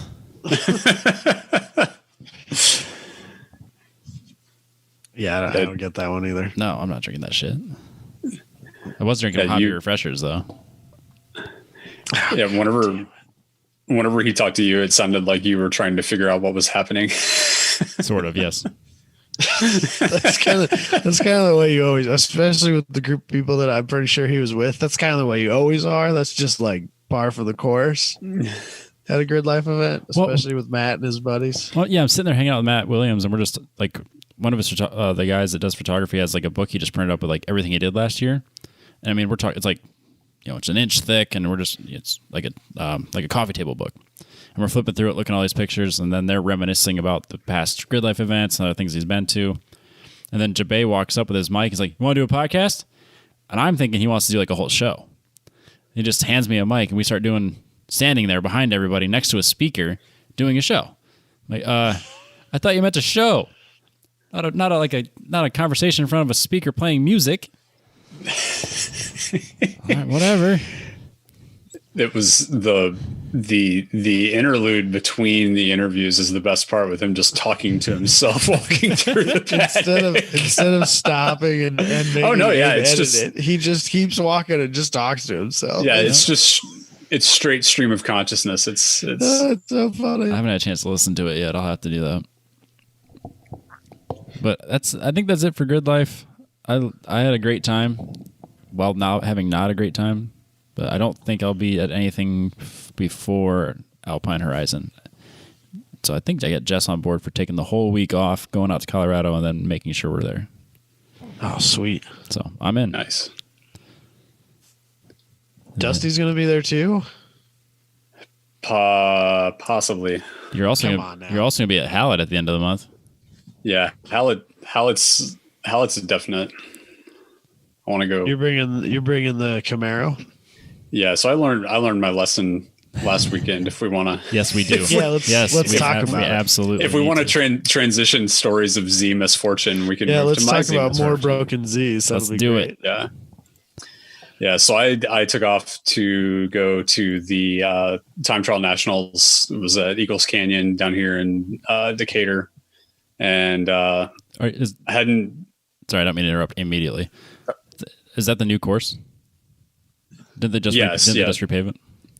Yeah, so it's the track's been around since like the early 2000s, I guess, and new ownership took it, I guess, a year or two ago, and they did a full resurface and then reprofiled the back half of the track. So before, it used to be just kind of like it's like a straightaway and then a 180 and then a straightaway and then like a little bit of a cool section and then a 180 and then a 180, and it just it was basically like 5 straightaways with really slow double apex corners at the end of them. So they took. Yeah, it was still a fun track. I enjoyed going there. It got really rough because they didn't pour the base of it right, and soil in Texas sucks. So the new back half, yeah, they did half the prep that Coda did, maybe a third. So the new back half of it has kind of a sweeping like right-hander where you're going uphill, curves back to the left, and then like down through a little S and then back onto what used to be, or what was originally the long back straightaway. So it gives it a little more of a rhythm section there. It's super like crazy smooth. It's the smoothest track I've run on since we ran at Coda in 2016. Consequently, I'm like feeling every little vibration and tick that the car is doing the entire first session, and trying to get back into the mode of driving that car that I drive once or twice a year on track, and then trying to get used to the new configuration there. The bulk of the track is pretty familiar to me, but the back section it's kind of tricky. And then getting used to the time trial nationals format, which is a little different than what I'm used to, running with our regional time trials and then running with the Optima group, usually just passing on the straights most of the time, just with a point by even in the advanced group, just because it's a time trial. You don't like, what were if they you're doing? passing somebody in the corner, you're probably not. What's up? What were they doing differently? So their rules in the advanced group were open passing on the straights and point by passing in the corners, which I even up to like DE4 and NASA have never really run with passing in the corners, just because like it doesn't really seem like there's much of a need for that in a time trial setting. No, admit of you do it, but everything's a point by. So I mean, if someone wants to take a turn super wide and let the guy behind him take the racing line, I've done that with Dalton before at Heartland Park, where I saw he was coming up on me, and I took a turn super wide and pointed it by so he could stay on his lap without losing any time. Yeah. So, and it's one thing too, whenever if it's a smaller run group, or if it's a bunch of people you run with all the time, it's whatever. Yep. This being a national event, it kind of drew in some people that I wasn't familiar with. And then, getting out there and not being familiar with the car and trying to get a grip on, old tires on a new track, and having a bunch of cars around me that I didn't know. And like, there was one corner coming up on the front straight in the first session that I took a pass late on a car, and I look in my mirrors, I'm braking offline going into the corner, and I just see cars behind me everywhere. I'm just like, no, I don't want this situation right now. So that just kind of got things off on a weird note, and then went out for the second session, and on the outlap, I'm like, every right-hand corner, something in the front end is making like just like a tick, tick, tick, tick, tick noise. Like, can kind of feel it in the steering wheel, can hear it more than anything else, because it's the just crazy smooth track. And yeah, just decided that was between being a little bit uneasy with the run group, and then just not feeling good in the car, and then the car making weird noise. Just, it's like, I don't think this is my day. It happens, man. No, so it even at Time Trials Nationals, I mean, granted I was in the novice group, but it took the better part of all day Saturday before that group even started to get some sort of a rhythm going. Because I don't know how in depth. I think I got pretty depth when we talked about it. But like, yeah, we went out the first session, and the fast guys thought they needed to race the first lap, so they caught the guys in the back before we even had our first lap. Yeah, so we had that too. The guys up front, I went out I think I lined up 9th or 10th on the grid, and the faster guys in our group caught cars 3 corners into their second or their first flyer. Yeah. And then of course the grid's all a mess in the first session anyway. Everybody's out of sorts for where the times really are. And yeah, let's be real. None of those guys were going to set records that lap or that session anyway. Just calm down and get some stuff figured out before you start laying into it. Yeah. And I'll put the caveat on all that I was just having an off day in general. So it's I'm sure it's a lot more me than it was, the actual group of people or the rules or anything else. But man, it just wasn't, I don't like being in the car and being uncomfortable about what is taking place behind me as much as I am, trying to just focus on what I'm doing. So it just didn't fly with my my mindset for the day. So I ran what was basically the most expensive track session of my life, hopefully outside of tearing stuff up. You just do the one session? Yeah, I got my one session plus an outlap, pulled the car back around, tried to pull the front brakes off, realized I didn't have the right tools to get the big caliper mount bolts off, and just was no, it's hot, and yeah, just called it a day. Learned my lesson. I will bring the red car next time. So what did it end up being? So I was actually, before we sat down to record, I pulled the front driver's side hub off. Doesn't appear that anything's wrong with it, but it's hard to tell, until you get it loaded up in a corner to be able to tell for sure something's going on. There's no visible, play in it, pushing on the wheel or anything like that. Doing the good old autocross tech inspection where you just push on the top of the wheel, Yeah. So I have the original set that I pulled off of it at 60,000 miles. I stuck one of those back on. I would go out and test drive it and see if I can make it do the same thing or not, but don't know. That's super. The other part of it, of why I was super sour, was the car was just freaking slow. And I don't know, I don't know if I don't know how to drive it. I don't know if it's down on power. I was having Andy Hollis and his Indy Miata just pull me out of corners, and I'm like, I don't understand. Which I know Andy's getting back to the power way faster than I am because he's an alien and I'm a mere mortal. But I feel like I should be able to at least keep up with him on the straightaways in his Miata. I feel like you're being not fair to yourself. Andy Hollis is not human. That's not. Well, I fully concede that.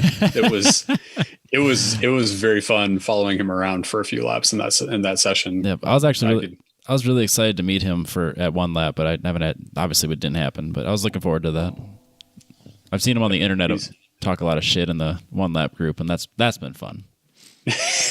I can't imagine that. Yeah, he's a character. He was super funny on Ross Bentley's podcast, and yeah, I was looking forward to meeting him. Yeah. So yeah, Andy was there with his Miata. One of our local guys named Tom Bergeron actually took the overall for the event. Put 5 seconds on everybody else, I think, total between the two sessions and the track sprint. Ran a 10 or a 205 and a 207 on the track, and was just ran off and hid from everybody. And drives pretty much, I don't know how much he's got done to it, but it's basically a stock looking Z06 C6 Z06 with, I think, 305 REs on it. Just nothing crazy. He just wheels the crap out of it. See, now you're just confirming to Dalton that he's got the right car. Don't do that.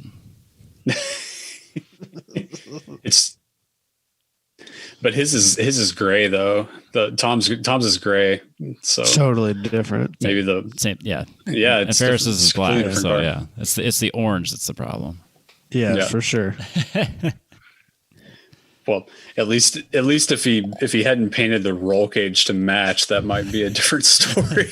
I forgot that he painted it orange. That's awesome. I told him to paint it black. He refused to do it. He bought like Kubota orange paint and painted it orange. I was like, dude, they're not even the same orange. Like, just paint it black.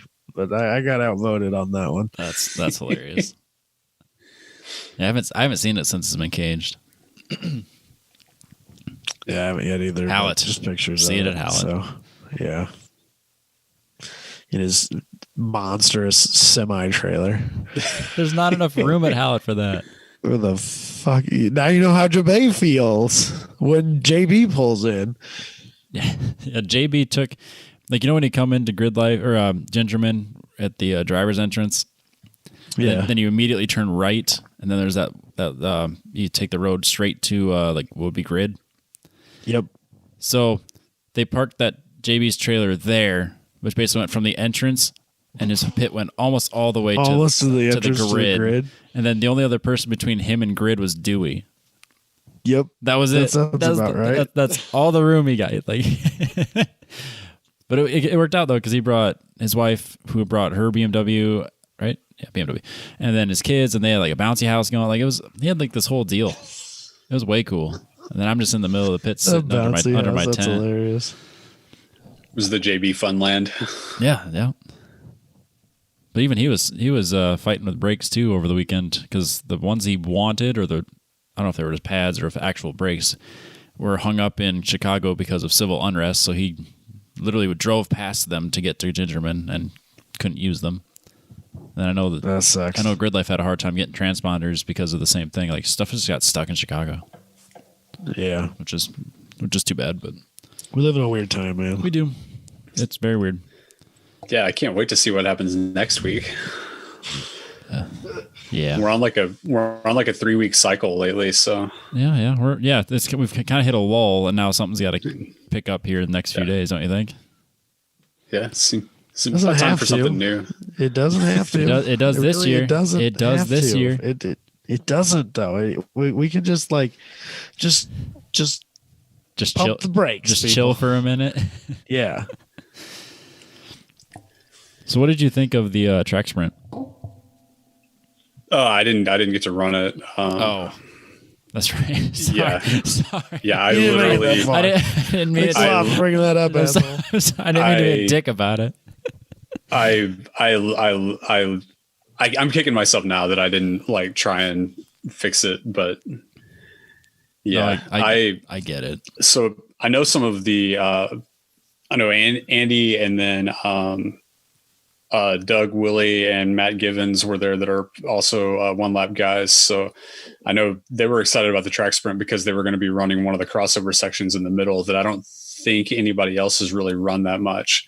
And they're figuring that that'll be part of at least one of the one lap sessions. We'll be using that crossover. So they were excited to get a look at that. Oh, makes sense. I didn't realize Matt Givens was down in that area, because he ran at Topeka. Yeah. I think they've been him and Doug have been hitting pretty well all the TT events. Wow, Doug's got a red ZL1 1LE Camaro that has like, I think he said it's got like 35,000 miles on it, and 11,000 of those are on the track. Attaboy. That's awesome. Yeah, I was talking to him about the experience of driving that car. He said, like, every once in a while he can get it up to like 8/10 of what it really wants to do, and it just comes alive and scares the living crap out of him, and then he just calms it back down and just does his thing where he just kind of pushes it around. And he was running really quick and I think is on like the Pilot Sports or whatever, it wasn't on like the super sticky tires. Nice. That would be such a fun car. So hopefully I'll get back out there again sometime later this year, and I'll be able to give you some more track recon for next year, Robbie. Yeah. If you could tell me things that are wrong with my car before I go out on track, that would be very helpful. It would save me a lot of time and heartache, and it would save Jabay a lot of heartache because I'm not oiling down his track. Well, he's saying he can give you a recon for that track for when you do one lap next year. Yes, no, I will need that for sure. because that was on the list, wasn't it? Yep. That's why I asked what they were running and what he thought of the new service. Yeah, it's super cool. They've completely remade it, which I'm biased to it because it's the closest road course we have. It's like an hour away from my house, so it's always had a soft spot for me because it was just right there, and it's really of the two tracks we have up here, it's the faster of the two. It's the closest thing we've got to a kind of a big burly long straightaway with a big nasty braking zone at the end of it type thing. So yeah, I'm hoping that they do an update to the Assetto Corsa map because all I have is the old one, which would do me no good for practicing to get familiar with it. Yeah, the bulk of the track is, I mean, the new section's not like it's not super tricky. So, and the part of it that's still the same configuration has been reprofiled, but it still drives pretty similar. At least it did in my really slow, pathetically slow session that I did. So, well, then that'll be very similar to how I would do it. So that works out. Pathetically slow is my bread and butter. Come on now. There was some car issues involved there. True.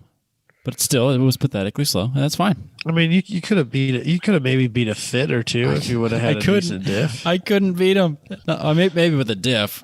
Like, yeah, that's what I mean. I mean, with a diff, you probably could have done. I mean, realistically, I had to be losing at least a full second every corner. I mean, I didn't do anything. I would literally basically spin the tire or coast through every corner. So I mean, it's just. I mean, that's 11 seconds right there. I mean, and honestly, that would put me because Dalton did a 148. And if you cut 11 seconds off of my best time, that's a 149. There you go. See. So I mean, realistically, I should have been in that ballpark. But yeah, it's right. The equivalent of an open diff.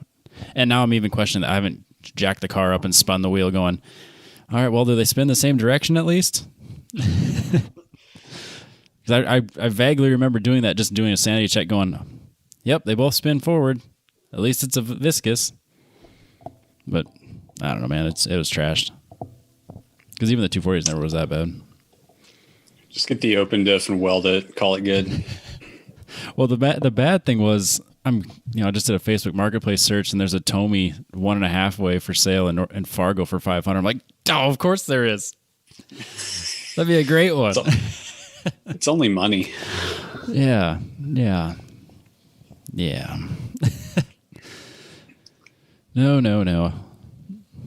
But yeah, I got to keep an eye on the 240 though because it's the same diff. So if it's been abused its whole life and it's just hanging on by a thread, then it'll be right there with it here after the next event, or it'll be fine and never be a problem. I don't know. We'll see how it goes. But definitely need to budget for an LSD for both of them moving forward. Yeah, well, the good news is they don't make that many of them because they're all stupid expensive. Great. Yeah. we bought a Eaton True Track for the 9-inch in the Camaro for like $350, and I go look at the ones for a Z, and it's like the Quaif was the cheapest at $900. Yep. Yeah, and then anything like a Geiken or anything like that is like 12 and 13. Yep. It's just nuts. Yeah, I thought it'd be a good idea. Well, the 240 has even less options, but I thought it'd be a good idea to go to the Z diff. So I was like, oh, that's got to be more readily available. It might be, I guess. They're just expensive as hell. Yeah. Oh, well. It's a Nissan life I live. Or I'll just shim them and just live that screeching tire in the parking lot life. There you go, Robbie. I don't like doing telling that. You, it's a Z. You just got to weld it and move on. Yeah, just be that guy. Just put a spool in it or weld it. Just be done with it. No, it's fine. No thanks. Guys, we got to get moving on the news, or I'm going to be late for work, guys. This segment of the news is brought to you by Apex Pro, ApexTrackCoach.com. I used mine this weekend. It didn't matter because it was red the whole way across. It was like red. You have so much grip. Faster here. You have so much grip available. It's not even funny. 1 green, 10 red. Thank you, Apex Pro. I used it to confirm my slow lap times. But Dalton used the other one, and he actually used a lot of it because he's looking at like lateral G's and stuff. He's asking me all these questions like, I can't help you here today, man. We can't compare today. It's not worth it. But yeah, he was diving into his data. He's like looking at the the G's he's taking his corners at, and I mean he was definitely using it to improve. For someone that's not even familiar with it, he was able to dive into the data, get familiar with what places he was losing time, and yeah, he was improving every session. So I mean it's a super useful tool. And then Andrew has his Facebook pages and stuff where he goes into greater depth about how to understand the data, where what you want to see and ways to improve. So I mean, between the unit being super affordable and very robust and just a great entry tool to get into data, and then having the support system that has his Facebook groups and like apextrackcoach.com, you're not going to get a better unit and support for that price. So apextrackcoach.com, get yours now. So I autocrossed with Austin Covey a couple of weeks ago, and he was asking me why I didn't have an Apex in the car as a friend of the show. So it's a good question. Yeah, why don't I have an Apex in the car? You'll have one at Hallett. Nice. I'm curious to check it out. So yeah, no, I got 2. So I'll throw one in the car for you. Nice. That reminds me. Did I ever get mine back from Dalton? Yeah, we'll figure it out. You'll have it at Hallett, one way or the other. It's somewhere in that giant trailer of his now. No, it should be in my truck somewhere. I'm still not fully unpacked. I still have like half my crap in the back of the car. In my mind, I'm still at Gridlife. Yeah, that's the problem with Gridlife. So, all right, what happened with Infinity, Adam?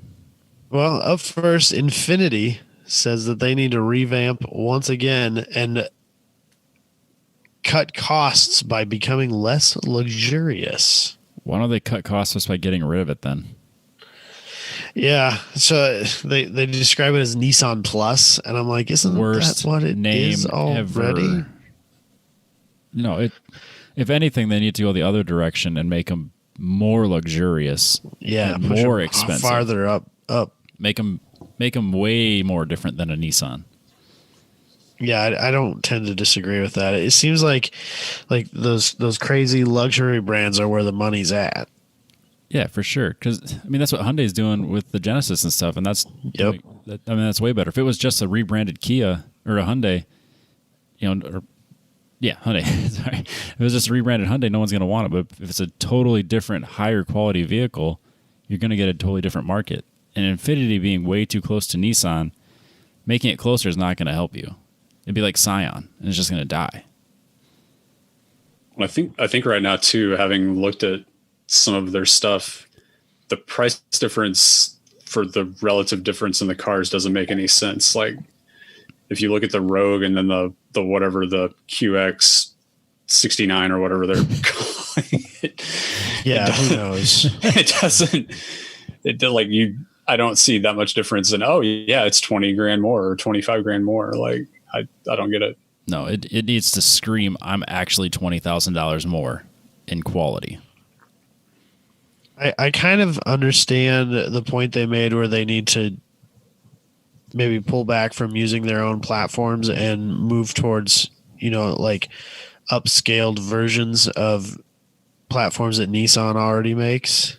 I kind of understand that. But I still don't think that like cutting back in your luxury amenities and stuff like that is the right move. No, I think it's the wrong move. If they're not, I think it needs to distance themselves from Nissan if they want it to be successful. Yeah. Or just kill it. Or kill it. I mean, and then just focus on like the up-branded Nissans. Nissan's got enough problems going on. Maybe killing Infinity isn't the worst move. No. I mean, 'cause people aren't banging down the door to go get the new Infinity.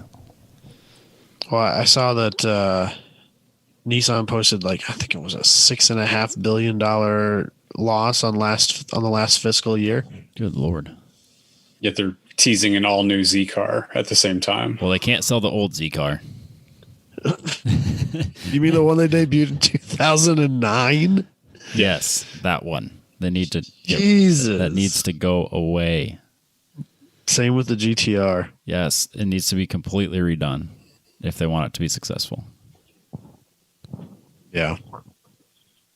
So we'll see what they do with it, I guess. I don't know.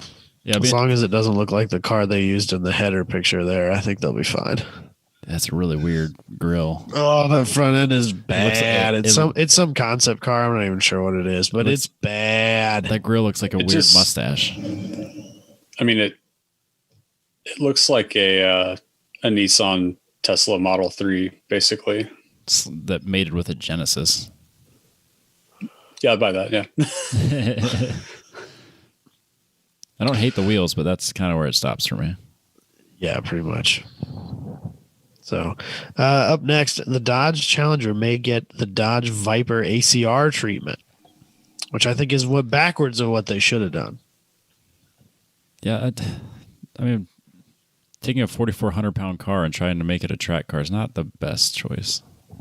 I still think they should have put the Hellcat engine in the Viper. Yes. I think that made so much sense.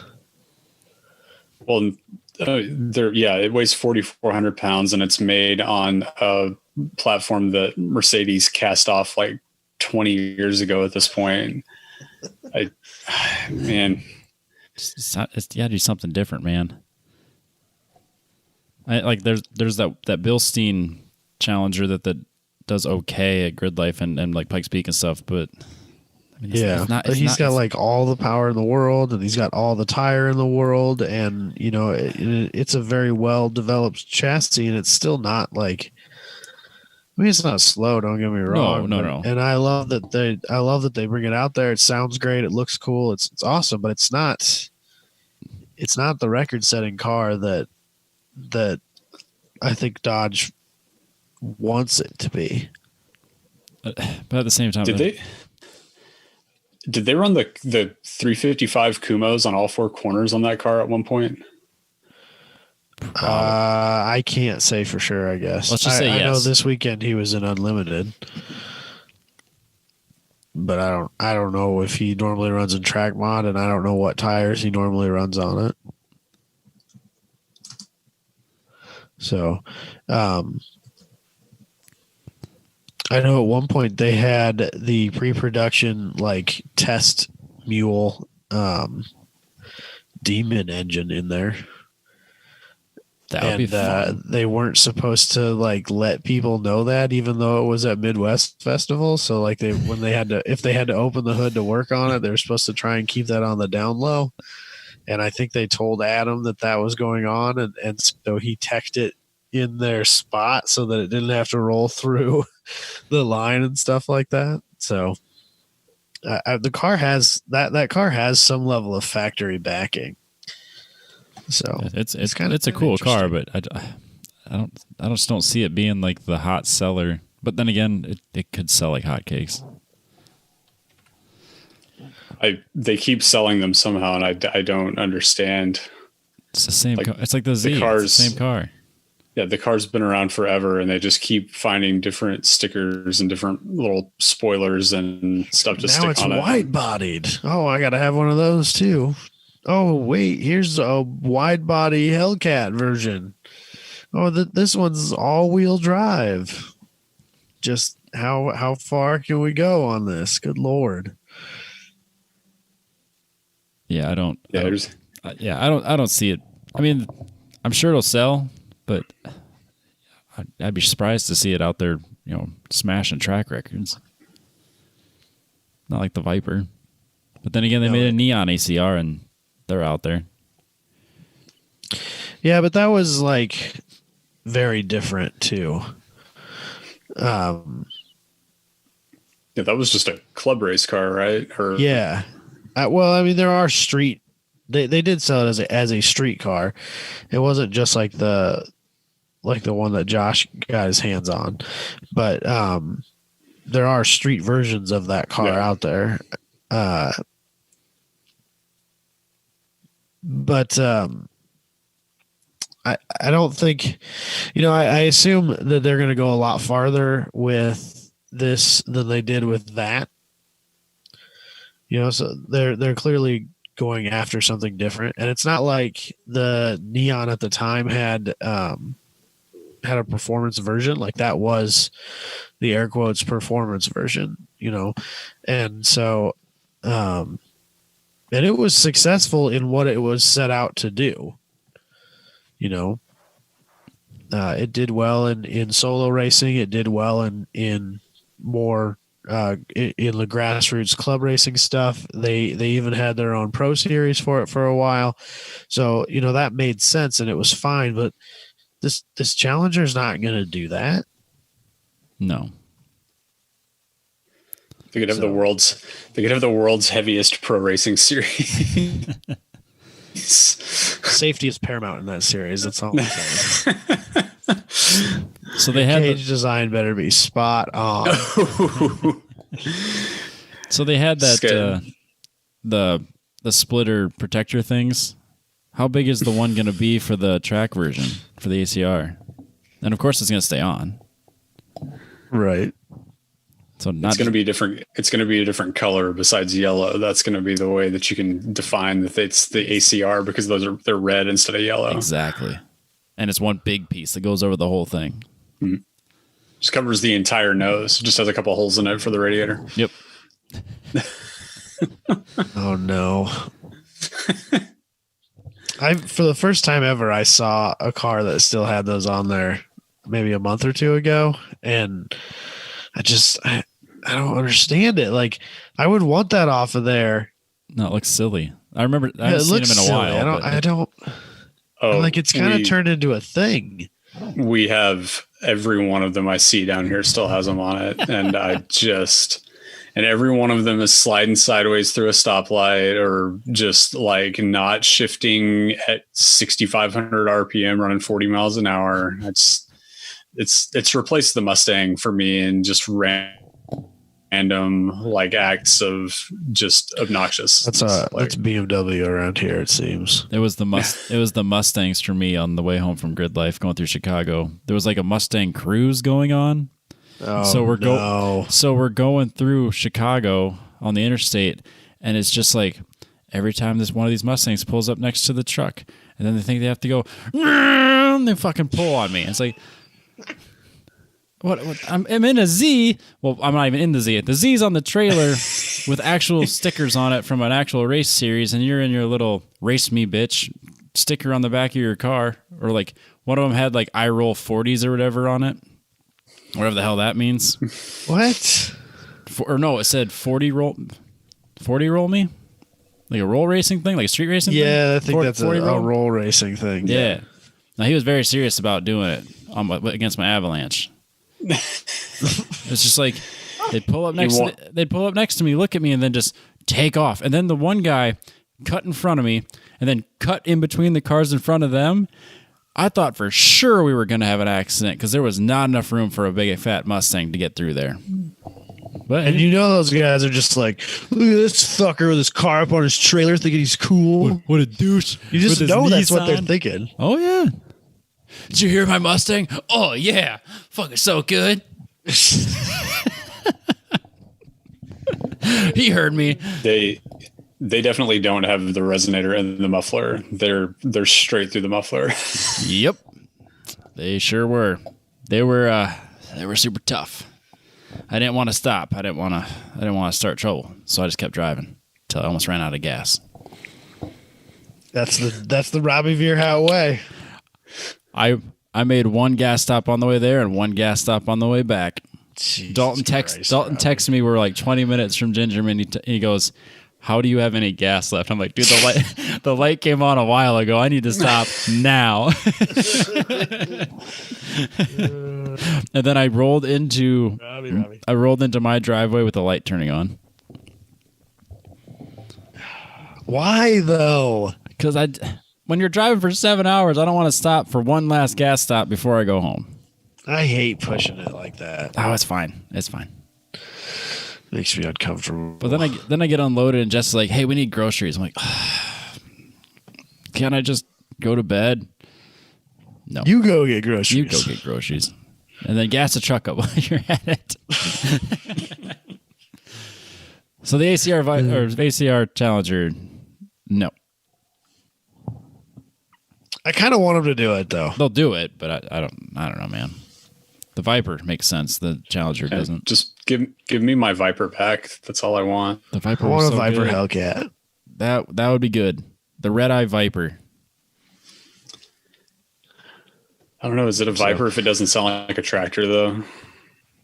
It's just a little bit of exhaust work. I'm sure it wouldn't be that hard to make it happen. No, it'd be fine. Just like cross two cylinders that don't need to be together. Somehow. Yeah, there you go. It'll be fine. We'll figure it out. Where there's a will, there's a way. No, the Hellcat made so much sense. So it'd be a smaller engine. It made lighter. more power. Oh my god, it'd be so good. It's probably way cheaper to manufacture. Yes. Probably way cheaper to maintain. Plus, there'd be so much room for activities under that 10-mile long hood, so you could twin turbo the son of a bitch. Slide the weight back a ways. Yep. Get it off the nose. You could have a huge radiator fan set up, tilted at a fun angle. It made all the sense, Robbie. I know. We don't want the ACR Challenger. We want the Hellcat Viper. Dodge, if you're listening. That's what will sell. Up next, electric Ford F-150s should be here by mid-2022. I think that It seems like a long time from now. It does, but it doesn't. I mean, we're not going to have a planet to live on by 2022 at this rate. So that was the implication of what I was saying. We got a lot of things to cover between now and mid-2022. It's going to come with a self-contained air system, so you don't have to breathe the toxic fumes outside for whatever nightmare hellscape we've We better not into plan at that on point. solar power because we're going to be in a nuclear winter and not have any sunshine. There will definitely be no more gas. It's just like Iowa will be a desert for some reason, just like in Resident Evil. Everything's a desert now. Or there'll be mountains like Star Trek, Robbie. No, it's so stupid. That movie bothered me so much. He's doing this like big dusty donuts. He's like 30 seconds into the movie. He's already out because there's mountains and the caption says Iowa. No, there's not. It's flat everywhere. That made me laugh so much when he told me that. Yep. No, he's just racing through the dusty desert, and then it says Iowa, and then he comes to the edge of a cliff and does this like smoky burnout thing in the dust, and there's this huge cliff and big drop off. Grand Canyon looking type thing. That's Arizona. This is not Iowa. You lied to me. Anyway, the Ford. Ford, they seem to have their shit in a row. If anyone's it's gonna be Ford. I mean, they're gonna. It wouldn't surprise me if they had the first legit mass-produced pickup that people could actually buy. 'Cause I mean, Tesla teased theirs and took orders for it, but I mean, do you really expect to see it on the road by 2022? We've heard exactly nothing about it since. And even the cars that like the Roadster that was like what 2 years ago, and that's been leapfrogged by the Cybertruck. So I mean. Well, and supposedly he's got a hard on to get production back underway to start building the semis. The semis are supposed to be like hitting the production line very, very soon. Yeah. Well, I think the F-150. I mean, if they can get a decent range on it and like be able to tow with it without just draining the piss out of the battery, I think they'll be just fine. It'll sell. I'm so curious to see how truck guys come around to electric, but I mean it can tow all day long. Or I guess not. Sorry, it can't tow all day long. It can tow a lot. They convinced they convinced people that wanted a Raptor that a V6 was cool. So anything is possible. If anyone can do it, Ford can. I'm still in on the Raptor even at a V6. Yep. I wish it had a 5.0, but whatever. It's fine. I would be in on it. 5.2. Whatever. I don't care. 5.7. LS5. I don't care. The Voodoo motor in a Raptor would be so cool. That'd be rad. Ooh. Then it would be $85,000 instead of just 65. That's true. It might be worth it at that point. But I mean, and then if it looks like it does in the rendering, and it looks like a truck. Yeah, they need to. That's the thing. Just build a truck. Don't try to like make it Super futuristic and silly. Nope. Just build a truck. Yeah, I think whoever makes the closest electric truck to a regular truck is probably going to sell the most. I think. The Cybertruck will get the niche guys, and the people that want those types of trucks. But like, if you want to tap into the market that is 1 million trucks a year, just make a regular truck. I'm fine with like having having it differentiate a little bit from the gas model. Yep. So you can see it and be like, oh, okay, yeah, that's the electric one. Having a more closed in grill or whatever it is that you need to do. But like, don't get too far out into left field. Yeah, I think it'll be harder to adopt. Like the farmer. Like the farmer's not going to go get some weird truck. He just wants a truck.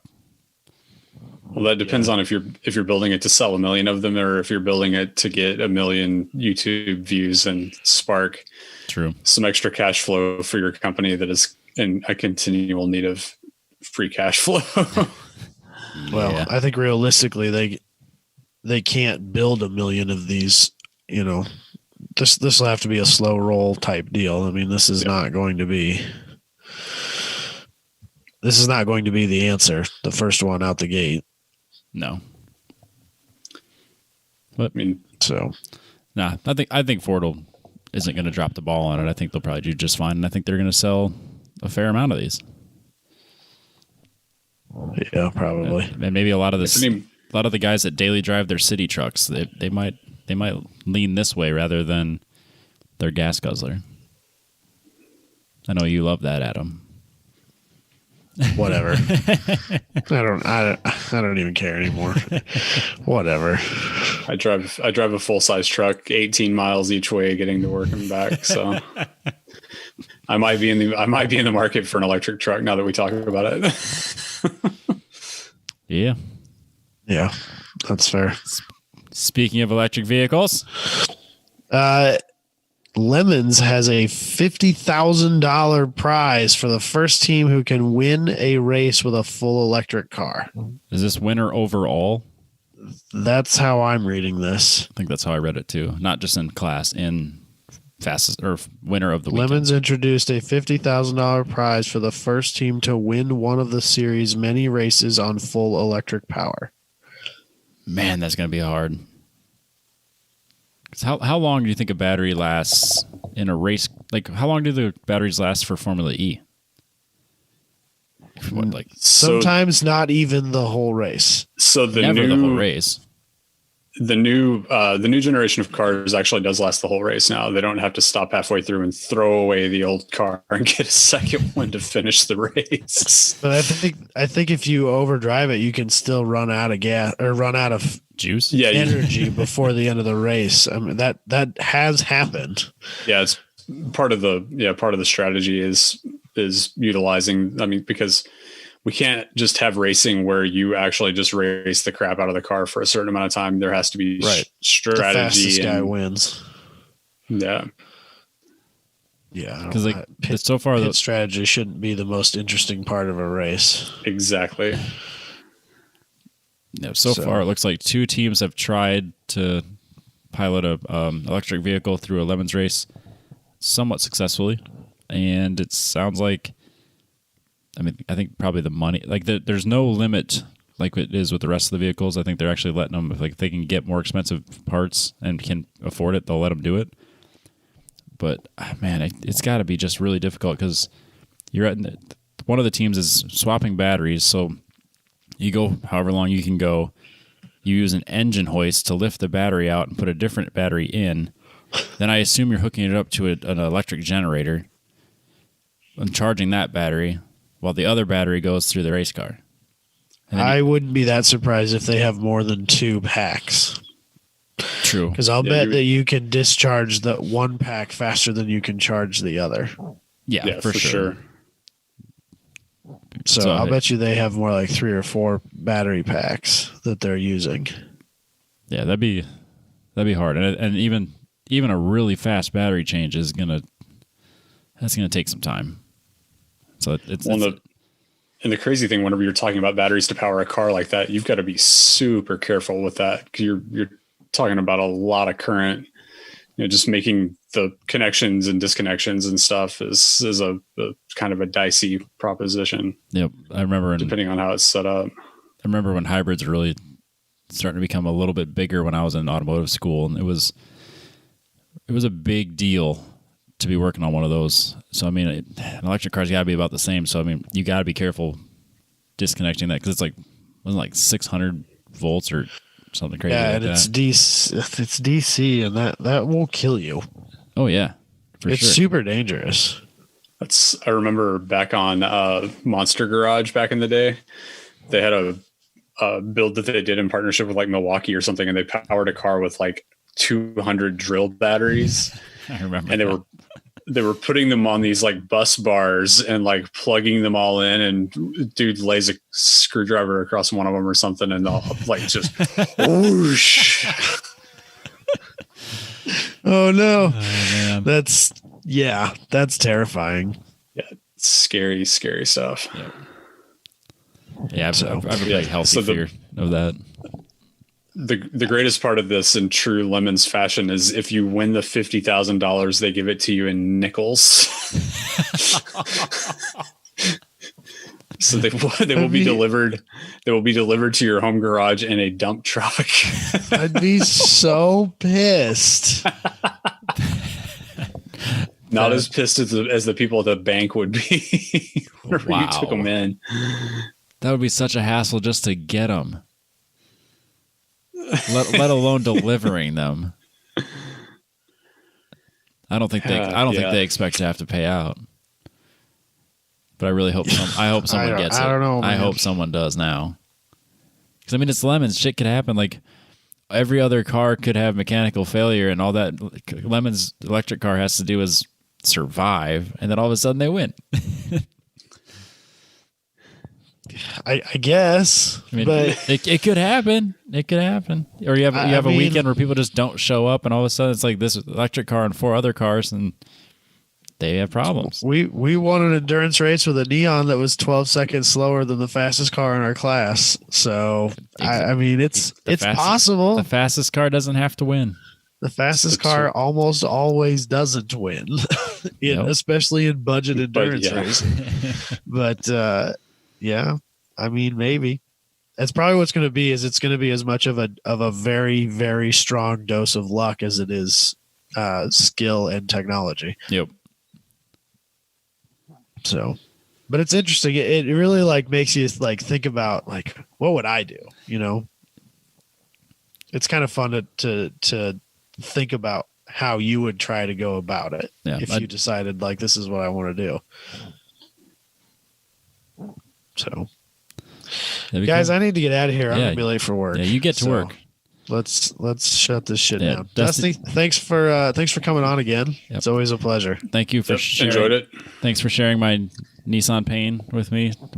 We have that together now. So after Hallett, we can come back on and talk about our emotional triumph driving V8 powered American goodness. Yes, Chevy V8s is where it's at. I'm good with that. I'm fine with that. But yeah, thanks for coming on, and we will catch everybody next week. Thanks, guys. See you, buddy.